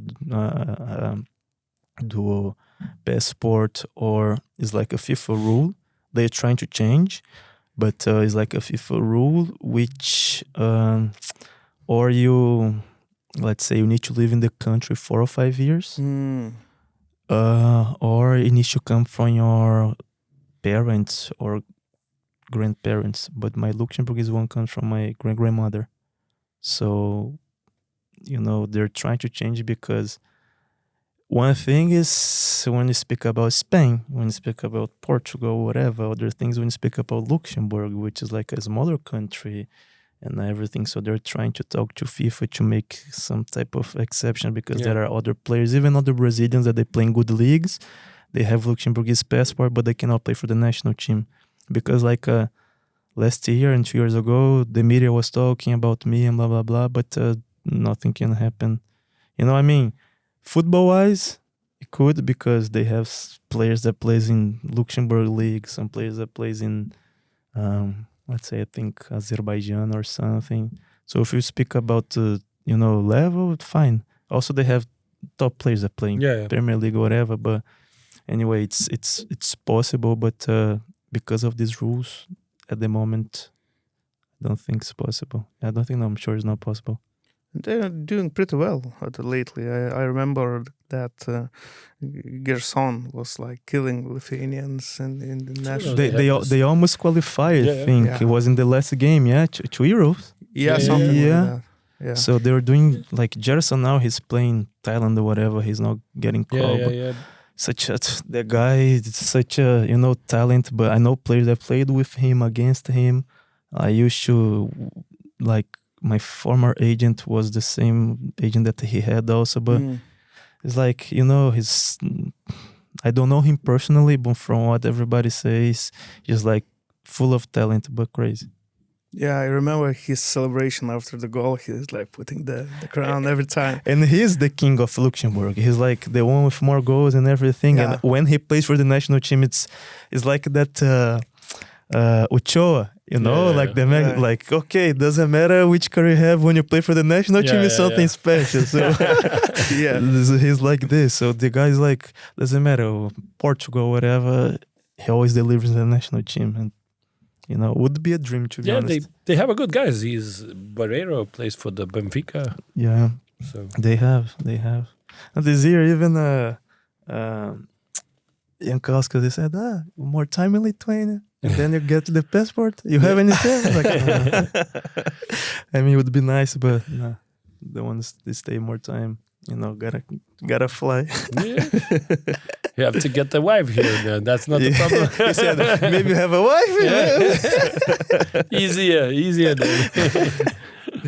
Linas Mikalainis is asked, what are a few positive things you took away from your time with Vilnius Žalgiris as a team? As a team? A club or team? I would say club. Yeah, maybe. Let's say club. I mean, it's special when you play for... It's different, but it's special because I like the responsibility. I do like those type of things. It's something that at least motivated me. And it's different. For example, I'm going to give an example of Transinvest. You play for a neighborhood club or whatever, and then it's you don't have that obligation, or you don't have fans. You don't have. When I signed, Marge, he's one of the things he said, bro, that's the dream of almost every Lithuanian that plays, just to play for Žalgiris. So you understand there is a lot of responsibility with kids, with this, with that. So, I was like, no, I know, and for me it's fine. I like it. So that's it. I would say becomes more responsibility. You got to understand that you're not just answering for, of course, for yourself, for the club, but also you have a whole different scenario because there's more people watching you, like way more people watching you. You cannot do whatever you want because they're going to talk. Yeah. They're going to talk. They're going to see you in the city. They're going to, and it's just different, but it's good to have this big responsibility, and also the thing is in Žalgiris, it's more like I would say more like a teamwork and team responsibility inside of the pitch. How can I explain this? In Transinvest, I knew that the players got my back, and I knew that I had some more responsibility in there, But when you play for Žalgiris, it's just like, okay, you're not doing well, ciao. That's it. Simple as that. It's simple as that, Yeah. and you need to deliver every day. So, or you have the right mindset, and you keep pushing. It motivates you. You keep pushing. I want more. Or this can just breaks you, and you're just like, okay, it didn't go well, it didn't work, so ciao. So I think Vilma told me this from the beginning that it would help me a lot because and to be honest, it helped. Doesn't matter how we went, but it helped. Like in this type of things when you speak about responsibility, teamwork, even though the things were not the best, but I would say those two things are like the main ones. Yeah, the main ones. Justinas Ramanauskas is asking, we touched this a little bit, why Rytas? Why not Žalgiris? Here's the thing. When I first got here, in Vilnius, someone invited me to go to the Rytas game. I went to the Rytas game. I was like, okay, I need to pick some basketball club to follow. It's the thing the guys sometimes are watching, and fine. Went to Rytas game, and then the locker room was like, guys, when there's like a Žalgiris game, let's go, so I can decide and, let's enjoy together. Linus was like, Žalgiris, all the time. And fine. And then this person just invited me to the second one. And I was like, okay. And then I started like getting the feeling. Yeah. And I was like, guys, come on, please, I'm asking, I paid the tickets. I want to go, I want to experience, I want to go to the arena because I saw the fans and everything. And then the third game, I don't remember against who it was. I just remember Rytas won the last second, the last throw. I was like, you know what? Now I'm a Rytas fan. I'm shouting here. And it's good to be the underdog, because as I said, you think about basketball, you think about Žalgiris. Yeah. And I know I'm a Rytas fan, but I know Žalgiris is bigger. When you speak about numbers, you speak about titles, you speak about budget. I know that, but it was so amazing for me to experience the title, against Žalgiris in the arena. So, I mean, that's the thing. When you're the underdog, everything comes like the taste is better, And if you're from Vilnius, I'm sorry. If you don't support Rytas, You are crazy. it's a big problem. Yeah, for sure. It's a big problem. So if you're from Kaunas, I understand. But from Vilnius, Vilnius, and that's it. I feel you. Yeah, we are on the same vibe with that. So that's good to know. For example, I saw a guy on the way here in the airport. He had like a Žalgiris t-shirt. I was like, it was funny. I was like, hey, bro, nice shirt. And then he was like, oh, thank you so much. And I was like, but the wrong team. And then he just got the red, But yeah, that was how it happened with Rytas. And, I didn't go to any more games after the title because I was just like, nah. The image that I want to have from Rytas is winning the title, and then that was amazing. Top. And the last question, Jonas asked, how does it feel to play against Lithuanian teams? Do you already understand the local football mentality? And we can just say it like just from perspective, you played for 4 different teams in Lithuania, different opponents. Does it really a big difference from the first league and the A Lyga? How do you feel, especially for that? It's the difference is mainly between the teams, because in Pirma Liga we had good players. You always have one or other good player that is going to be different. In a Liga, it's a good level. I think Pirma Liga and A Liga, they're like the level is growing each year. The league, the structure of the league actually is improving. When you speak about media, when you speak it's improving. We can notice few different things. And for me, play against Lithuanians, I think I understood, as I said, like Pilibaitis taught me a lot. I understood throughout the time my paper, let's say, where I need to stand, where I need to talk, when I need to talk, when I need to just shut up, what I'm supposed to do, and those type of things. Because once people in football, they knew me, sometimes I was target and sometimes fair, sometimes very unfair. But I just okay, just learn that I don't talk to referees, sometimes even being nice. They didn't like. And about players, I think, how can I say? It's just we have a lot of good Lithuanian players in here, and I don't know. I don't know. It's different, but in a way that I just got used to it. Yeah, I don't know what else to answer or to say. We have very good Lithuanians that I like to watch, I would like to play with, to be honest. I didn't have the chance, but I'd like to play with few Lithuanians. But, for example, who? What's the popping in your mind right now? Dani Romanovski. Oh, Mr. Assist. He's yes. He's like a friend, and then I like how I say, Dani, bro, I wish they would play together, Dani, if we speak about, let's say, Gratas also, Sirgedas, Yeah. Top play. Wow, I like. If I think about other Lithuanians, one that I really like, short time, but I like to play with him was Novikovas. Yeah. Good. Knows football, so let me think other one. Those 3 comes into my mind mainly because, midfielders, and then they can feed you. Yes, so it's like this. To be honest, one player that I think it would be nice to play with also, because I think because his profile is different than mine, and would be Kuchis, because I like to play sometimes a second strike and having a target man. It's nice, but and then those are the type of players that it comes to mind. Golubichkas, of course. I was waiting for that. Yeah, no, you gotta mention. But those are the players that I was thinking there's players that are in the league now. But not Kuchis, but the other ones. But and we have some.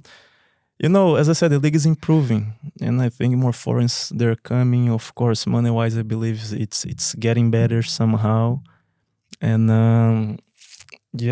but still, I do believe it should be more investment in infrastructure. Yeah.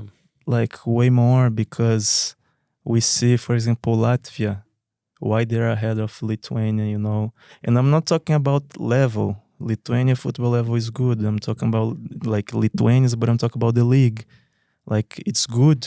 You saw when Žalgiris play against the team in Finland, when they play, it's good, but when you speak about infrastructure, this is what brings player also. It's totally different when you have good facilities to work, good facilities to improve. This makes the player go. It's not just about, okay, if the club's going to pay 1, 2, 3 more. No, sometimes the player wants to develop. Sometimes the player wants the project. And this is what I see that it's a lack, I would say. Even though few things are improving, it's a lack in in Lithuania. It's not every club that have, let's say, their own base, they have their own, you know, that's a problem if you want to develop mainly youngsters or whatever. That's how I see as a foreign. And just to finish, we named the players you would like to play with. Was there in your path in Lithuania the players you hated on the pitch? No, maybe the rivalries, beefs, maybe you saw the sheets and you saw the defender like, fuck, I know it was going to be tough. There was one, Plungė. Oh.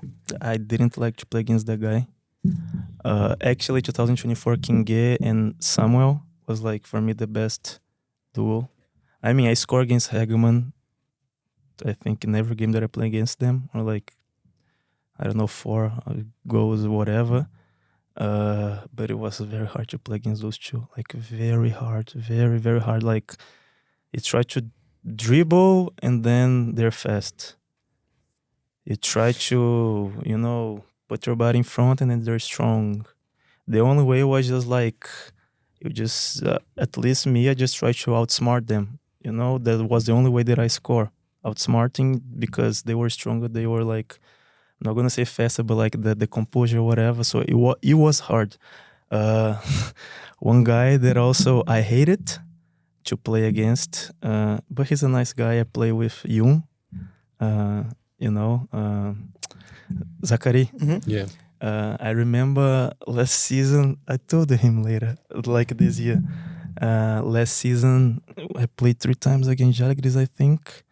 And then the first game in the cup, yeah, we beat them.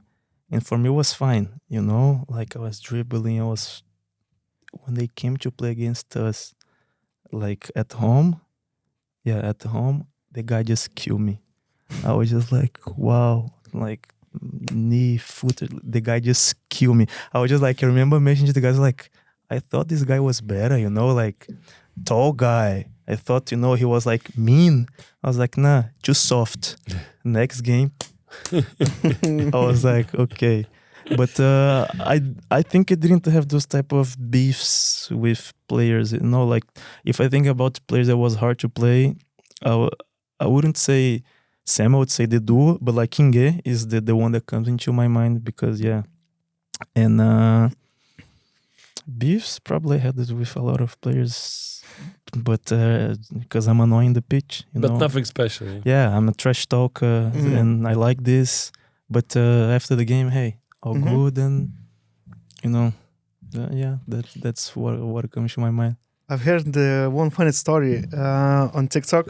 There was the player, I can't remember, but he's really good from NBA. Maybe Quayne Brown, I don't know. And he was playing against Tim Duncan. And Tim Duncan was always praising him, like, hey, how are you doing? How is your mom? How's your daughter?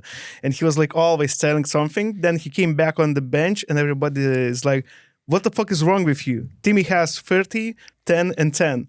And he was like, oh shit. So he was just trying to make me soft that I wouldn't attack him. And I let him just rail me. So I was like, oh, we can do reverse rolls. Yeah. I mean, it's a different way. For example, sometimes in games, defenders, they try to do everything to get into your mind. And you know, in the league, the defenders knew me. So a few defenders, sometimes they like, Devens, don't start. You know, I would say, hey, you know, I'm going to score, yeah? You know, you're going to fuck up and I'm going to score. And like, you know, and then a few players, they would laugh. Few players, they would, you know, start the trash talking. And then I would love it. I was like, okay, now I'm going to get into your head. Yeah. And then let's say after scoring, say, bro, I told you, you know, but like, no beef. Because for me, I'm the type of play that I just don't like when the play is unfair, you know. But if there is hand, if there is foot, if there is something after, okay, sure, fine. You can say whatever you want. You can be dirty or whatever. I don't care. For me, that's football, you know, and I like this. But after the game, finish. And that's it. It doesn't matter if you win, if you lose. After the game, finish. Because at the end of the day, you need to respect. And that's it. But, yeah. Enrique, thank you very much for your time. It's nearly 2 hours of talking. I think even more. Yeah, it was a lovely time. I hope that it's going to be like some kind of tradition that more foreign players just come up and we just talk about something what's going on the pitch and outside the pitch from the player's perspective right now. Yeah. I think it was much more interesting facts about you and about whole situation you've been through. Yeah. As I said, football is not just what happens inside of the pitch. You know, it's a lot more. One of the reasons that I came here to Lithuania to spend these next few days is I have some business to deal with. Hopefully everything goes well, and then probably you guys gonna know. Okay. And but yeah, you know, as I said, I love Vilnius, I love Lithuania, and I see a big perspective in the country when you speak about sports, when you speak about mainly football, you know.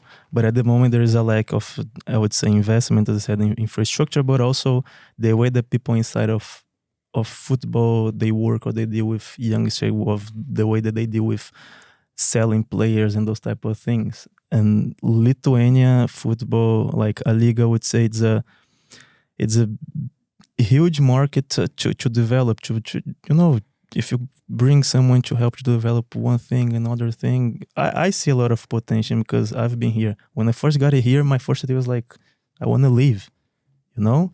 But I start learning, I start understanding, and then, as I said, Vilnius is my second home, and, you know, hopefully everything goes well, and then you guys are going to know about all of it. Okay, nice to hear. Yeah, nice thank you, Enrique. Yeah, best of luck. Thanks for the time, and it was special to be here tonight.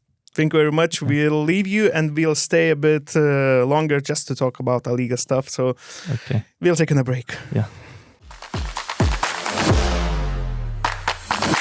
Gerai, grįžtam, išlydėję Henrique, gavus labai įdomus pokalbis, labai keista dabar grįžti į lietuvių kalbą. Jo, šiek tiek. Po 2 valandų, tikrai smagus ir įdomus, informatyvus, tai rekomenduokit draugams, siūskit, spauskit share, like, subscribe, kad daugiau žmonių pamatytų.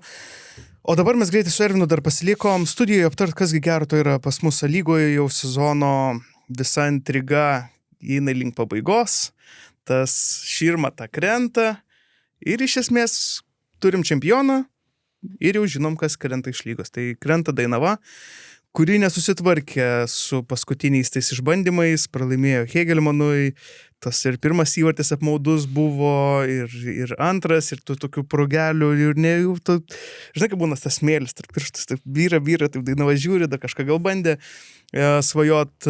Šiaip teko girdėti apie situaciją pačiam klube, tai iš esmės patys dainaviečiai, sakykim, taip labai realiai žiūrėdavo į savo tos šansus, sako, treneris atėjo, treneris smagus, įdomus jo mintis, žaidimo filosofija, bet sako, nėra kokybės, neužtenka kokybės. Sako. Tai būtent, žinai, tai tu gali čia belekiek prispankt, prigalvoti ant tų taktinių sistemų dalykų, bet arba tu turi žmonės, kurie tuos dalykus išpildo, arba neturi, žinai, tai šitoj vietoj mes akivaizdu, kad visą sezoną kalbėjom, kad tam tikri dalykai, ką daro Dainava, jie atrodo gražiai ir tas trenerio ta ranka, kaip mes čia, žinai, šnekam, jinai tikrai jaučiasi, viskas yra gerai, bet kartais gal tu netgi tuos kai kurios dalykus darydamas šiek tiek per daug rizikuoji. Ir šitose rungtynėse su tais pačiais Hegelmanais mes matom antras įvartis Kazlauskui visiškai padovanotas, tai aš sakyčiau, kad čia ne Kazlauskas tėtį pasveikino, klaidą padaręs.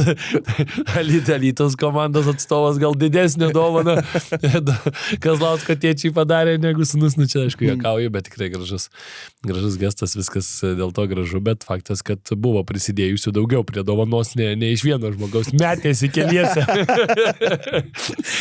šituo atveju, bet mes ką dar matom sezono pabaigoje, riteriai, kiek, 8 taškai per 4 turus, o tuo tarpu Dainava labai slogiai atrodo tas rezultatas ir akivaizdu, kad riteriai šiuo metu vertesnė tiesiog komanda likto lygoje ir labai taip trumpai galima tą rezumuoti. Ir apie Dainavą mes ir praėjusiai, man atrodo, laidoj nemažai kalbėjom apie tuos visus ten ir politinius niuansus, kurie kartais ten ir dažnai pakankamai kiša koją Lytui.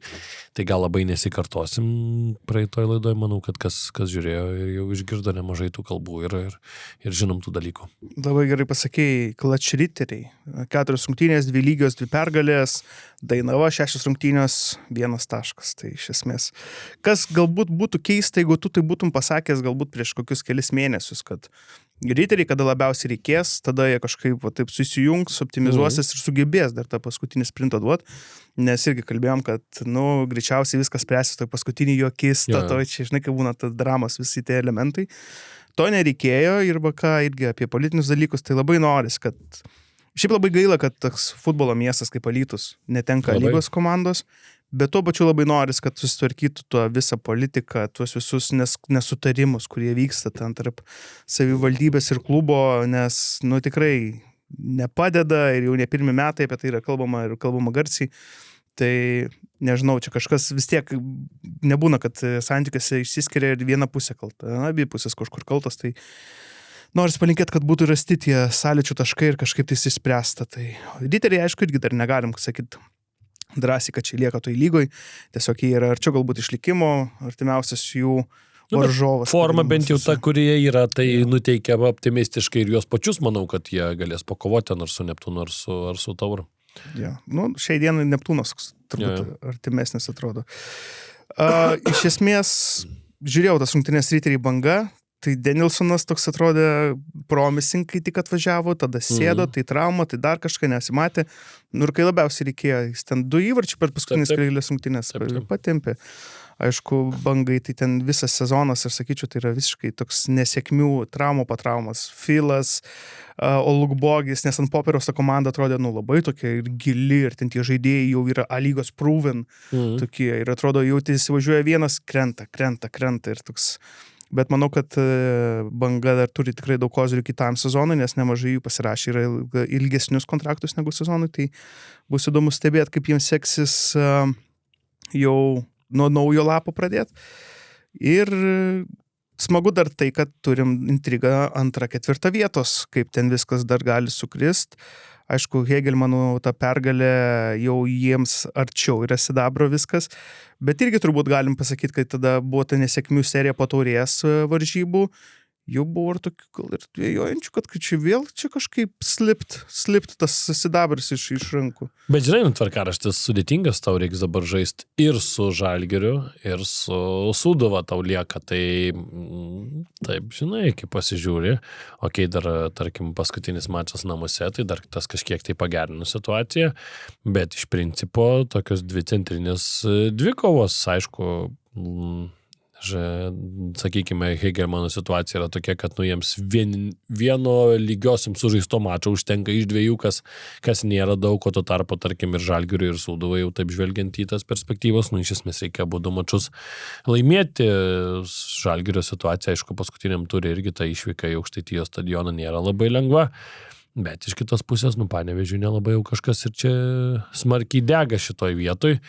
Aišku, jeigu ten 5 vieta, vis tiek turbūt smagiau kažkiek, bet iš principo skirtumo nėra, Europai pozicija yra iškovota, tik tai tiek, kad tas paskutinysis mačas, bet dažniausiai vis tiek futbole tu matai, kad tiem, kam labiau reikia, tos jėgos vis tiek yra stipresnės. Ir pavyzdžiui, Žalgiris, aišku, labai svarbią pergalę pasiėmė namuose prieš Šiaulius, reikia pasakyti, kad ir visas renginys, visas, kas vyko aplink futbolą, buvo šiuo atveju labai labai į temą reikalinga, turbūt ir tą visai Žalgirio šeimai, parodyti tą vienybę, visgi surinkti jau tokiu vėlyvų spalyje metu, ten ir daugiau nei 100 000 į stadioną, padaryti tą visą tokią šventę aplinkui. Vėl turbūt dar vienas įrodymas, ką mes visą laiką kalbėdom, kad Vilnius Žalgiris kaip vardas, kaip flagmanas Lietuvos to futbolo, ar ne, kaip Vilniaus vienas iš tų tokių klubų, į kuriuos žiūrima, į kurios norima eiti ir taip toliau, jisai turi potencialo labai daug, tik tai su to potencialu nebuvo dirbama. O kai tu su potencialu nedirbi ir galvoji, kad tai va, čia duonos papjaustėm kažkokios ten kietos, kur vieni gali į sieną įkalt, žinai, ten kažką įpylėm arba tėlės pasakėm, ten, žinai, su visa pagarba, bet pastaruoju metu jau, pavyzdžiui, netgi jau tai grįžtant dar į tą istorijos tą pradžią, visą tą besirutuliojančią visą šį sezoną, tai jau netgi žurnalistai ateidavo ir net nerasdavai ten pats, jau būdavo įsijungdavai ten tą ir virdulį kažkur ten pasiieškodavai, kur čia laidai pasižiūrė, ar čia vandens yra, ne, vos ne iš krano, ten kažkiek numesta ten tų arbatos podelių ir pakeliai keli, nežinau, nesidaro taip, ypač sostiniai, yra klubas, taip toliau, tai čia va dar vienas įrodymas dabar, kad visą tai galima buvo daryti kitaip, kad buvo iš esmės, kaip Henrique sakė, pochui, labai gražiai su pietietišku akcentu. Tai tikrai, sakykime, tas jaučiasi ir labai smagu, kad dabar yra dirbama ties tuo, tikrai nėra labai sudėtinga turbūt kelis futrakus atvaryti, jeigu tu žinai, kad tai tau net nelabai ten reikia tam futrakui ir mokėti, jeigu tu parūpini jam, kad jam ateis žmonių ir iš jo pirks, tai čia jam tik tai smagu atvažiuoti ir pelnas ir taip toliau, čia abipusė yra nauda. Tai turbūt, kad vėl aišku, kai turbūt ten pasirašai su kažkuo sutartis, kur tau sumuštinukus darys ir tik tai juos ten gali ir tą kietą duoną, tai tada aišku, jau futrako negali kviesti, tai žinai, kad kažkas duot gerą kažką, tai bet šeštadienį tą patį čia buvau dabar Berlyne irgi nuvažiuoju ten į Hertą antrą Bundesliga, ir tu matai, kad kažkaip tai sutelpa visi ten ir skirtingi, ir tie, ir skirtingas putojantis, ir skirtuojantis bratvurstai skirtingi, ir dar ten kažkokie burgeriai. Bet tai iš to ir susidaro tas, kad tu nori eiti tą futbolą ir nesvarbu, koks tas oras, jeigu dar kažkas ten pramogų turi pasižaisti ten PlayStation'ais, padaužyti ten stalo fulę, tą tokį kažkokį bendrą vaibelį sukurt. Matom, kad viskas gaunasi, pasirodo, reikia tik tai, kaip sakyti, pastangų ir gali, ir netaip ir blogai tas atrodo oras ir panašiai, ir tau futbolui irgi tau pačiam maloniau ir komandai maloniau žaisti prie 2000 negu prie kelių šimtų tribūnų. Tai tikrai labai gerai klubas sudirbo ir pietų 4 mačiau, kad užsikūrė buvo labai rimta ir manau, kad prisidėjo tai tikrai prie pergalės, nes šiaip rungtynės tai nebuvo lengvos, turėjo ir Šiauliai savo tų šansų kontratakose ne vieną, aišku, poroje epizodų, kaip Žalgiris neįmušė įvarčių, tai dar iki šiol negaliu suprasti porą tų momentų, kur Matulevičius vienam, kitam Michailovičius ar ne, ten sunku suprasti, kaip į vartus tas kamuolys nepakliuvo, manau, kad ir žaidėjim patiems nelabai aišku. Šiaip labai gerai pasakėjai aplamai apie tą, kad tiesiog reikėjo daryti, nepasidarys viskas savaime ir ką mes matom šiaip smagiai su Žalgiriu, tie patys rėmėjai, kur, gerai, galbūt neatneš to vienas rėmėjas 100 000, bet kiek atneš, tiek atneš, ir tas irgi buvo pamiršta, nedirbama. Dabar matom, po biškį Rytas Davidovičius atėjo, savo kažkokie kontaktai, savo kažkokie užmegzti santykiai, ir tu žiūrėk, po biškį irgi prisitraukia prie to, bet kaip smagiai atrodo visa ta užvartė ir ta palapinė, ir ten tas viskas. Žiūrėk, atrodo, kartais tiesiog buvo minimalus dalykas, tiesiog, šiek tiek įdėk pastangų ir viskas pasikeis. Tai labai smagu, buvo ten irgi apie 2500, sakykime, taip, tų žmonių susirinkę, tai smagi atmosfera, man tai be galo taip romantiškus mano jausmus palėtė, tas smogo, ta tokia banga. Yes, dar tas kameros šių. Ir dar su fairiukais tada jie geriau visi atrodo, viskas. Tiesiog fantastika, tai bravo visiems, ir pietų 4, ir naujai valdžiai stiprybės, tikrai laukia ilgas kelias, matėm, kad ir Andrius Tapinas nevengia viešų išstojimų, dabar netgi ten yra atrinkti nuo 22 metų kažkokie klausimų rinkinys, sakykime, taip išsiųstas, žodžiu, laukia daug tokių viešo skalbimo vienaip ar kitaip, gaila, kad iki to yra daeita, bet turbūt jeigu nori valytis. Bet turbūt čia jau buvo neišvengiama, žinai. Taip, jau ta prasme, jeigu tai vieninteliai šitas, turbūt ją reikia griebtis. Tai ir ačiū dar ir Sūduvai, kad nesugadino tos intrigos galutinai. Daugumoje žaidė ilgą laiką, ten Jurienas pirmam kėlinį gavo raudoną, tada Tolardavo antram, bet atrodo, kaip tik, kad jie Kauno Žalgiris mažumoje dar labiau optimizavosi, ten tų prilaužtų vartų buvo kelios progos, bet atrodo, iš tų kelių progų įmušė tą, kuri mažiausiai reali, kad įkristų į vartus. Tai Sūduva šiai dienai atsilieka 1 tašku nuo Žalgirio 3 vietos, atotrukis iki Hegelmanų Sūduvai yra 6 taškai, Žalgiriui yra 5 taškai, tai tas finalo finišas bus labai labai įdomus. Šiaip gaila Deivido Mikelionį, kad tokį įvartį praleido, nes tikrai nemažai gelbėjo tose rungtynėse ir padėjo komandai, atrodo, jau iki pabaigos rungtynių išlikti. Aišku, tas taškas iš esmės čia, žinai, tai Kauno Žalgiriui dabar nieko neduoda, o Sūduva mums duoda dar tą intrigą, nes kitu atveju jau taip jau atrodytų viskas jau gerokai sudėtingiau. Tai aišku, kai jau liko, kaip ir sakai, ten 9 atrodo taip susispaudė, bet jau šansai vis geresni ir geresni jau Sūduvos kildavo ir vis tiek rungtynių pabaigoje, ta aikštė sunki, tas jaučiasi ir jau po to, kai Sūduva įmušė, tai jau matėsi, kad ten Kauno Žalgirio jau visai futbolininkai jėgų nebeturi iš esmės ir kažkiek turbūt ir psichologinio to noro, nes, tas tau, tu ten bėgsi kažkur, kas tau iš to jau ta taurė pakelta, žinai, ir viskas. Tai sakyčiau, kad čia Sūduvai šiuo atveju buvo turbūt geras varžovas, aš galbūt kažkiek labiau tikėjausi, kad Kauno Žalgiris kažkiek labiau pasispardės tose savaitės vidurio rungtynėse su Vilniaus Žalgiriu, nes ten vis tiek tokia principinė buvo dvikova, tai ten aš sakyčiau, kad mane gal Žalgiris, taip net ir Vilniaus Žalgiris net maloniai nustebino, kad jie tą pergalę parsivežė, nes aš galvau, kad gali būti sudėtingiau. Galvau, kad vis tiek tokios rungtynės prieš pat tą baliuką norės Chebrytė dar, žinai, įeiti į dar geresnę nuotaiką, nors manau, kad ir taip jinai nebuvo bloga, bet žinai, tą dar paskutinį tokį užsidėtą akcenčiuką turbūt būtų iš vis gerai, bet iš kitos pusės, kaip ir sakom, išlaiko intrigą viskas iki pat galo, tai bendraja prasme turbūt tam tokiam neutraliam žiūrovui, tai tik tai geriau nuo to, kas vyksta kol kas A Lygos tam pačiam finiše. Ir sudėtis buvo Kauno Žalgirio. Jo, gerai. Nes ir Kalnietės turbūt irgi... Su Sūduva tai jau tokia labai pamiksuota buvo sudėtis, jau jautėsi, kad ne prieš Vilniaus Žalgirį žaidžiama. Jo. Nes tose rungtynėse teko lankytis, šiaip labai trumpai pasakysiu, puikiai ten Green White Boysai, kai pradėjo tos fejerverkus šaudyti, ten iš kelių šotų mačiau, man netgi Instagram'e buvau nufilmavęs, kėliau, Instagram'e rašo, blemba, aš prie stadiono gyvenu, galvoju, kas čia vyksta, sako, aš nematau, sako, tada mačiau istoriją, sako, viskas aišku. Ir šiaip labai smagu, kai yra, tarkim, Boysai ir yra pietų ketvirta, ir jie ten, žinai, vienas paskui kitą. Kauno Žalgiris turėjo gerus šansus, turėjo bent Šaibas neblogą, Fėdę turėjo ir turėjo Auregą.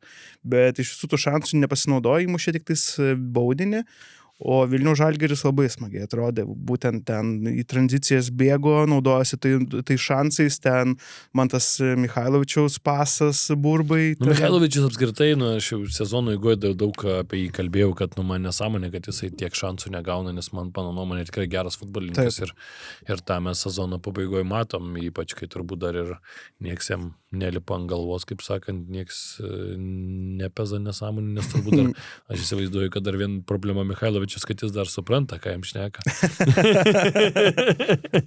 Devensovo buvo mažesnė problema, kad kartais gal, žinai, pasikalbėti negali, bet kartais gal gerai, kad ir nesupranti tų šūdų, žinai, ką šneka. Šiaip irgi žiūrėjom tas rungtynės su keliais futbolininkais, tai irgi sakom, blemba, Michailovičius koks grajokas, toks užsuktas, viską. Tai smagu ir ta ceremonija, šiaip labai faina, tas dūmas kaip šovė ten. Aš atsimenu kažkada, čia no disrespect niekam, bet aš atsimenu kartais, kai dirbau dar federacijai, reikėdavo sveikinti čempioną, ir atsimenu Žalgirį Vilniaus sveikinom, toks iššaunanti konfeti, kad kuo mažiau visko, nes pato tvarkytis reikia. Ir toks galvoju, bet čia yra jūsų momentas. Taip. Tai pasistengkit, investuokit. Gaunasi konfeti, šampanas ir tada einam prie fanų, žinai.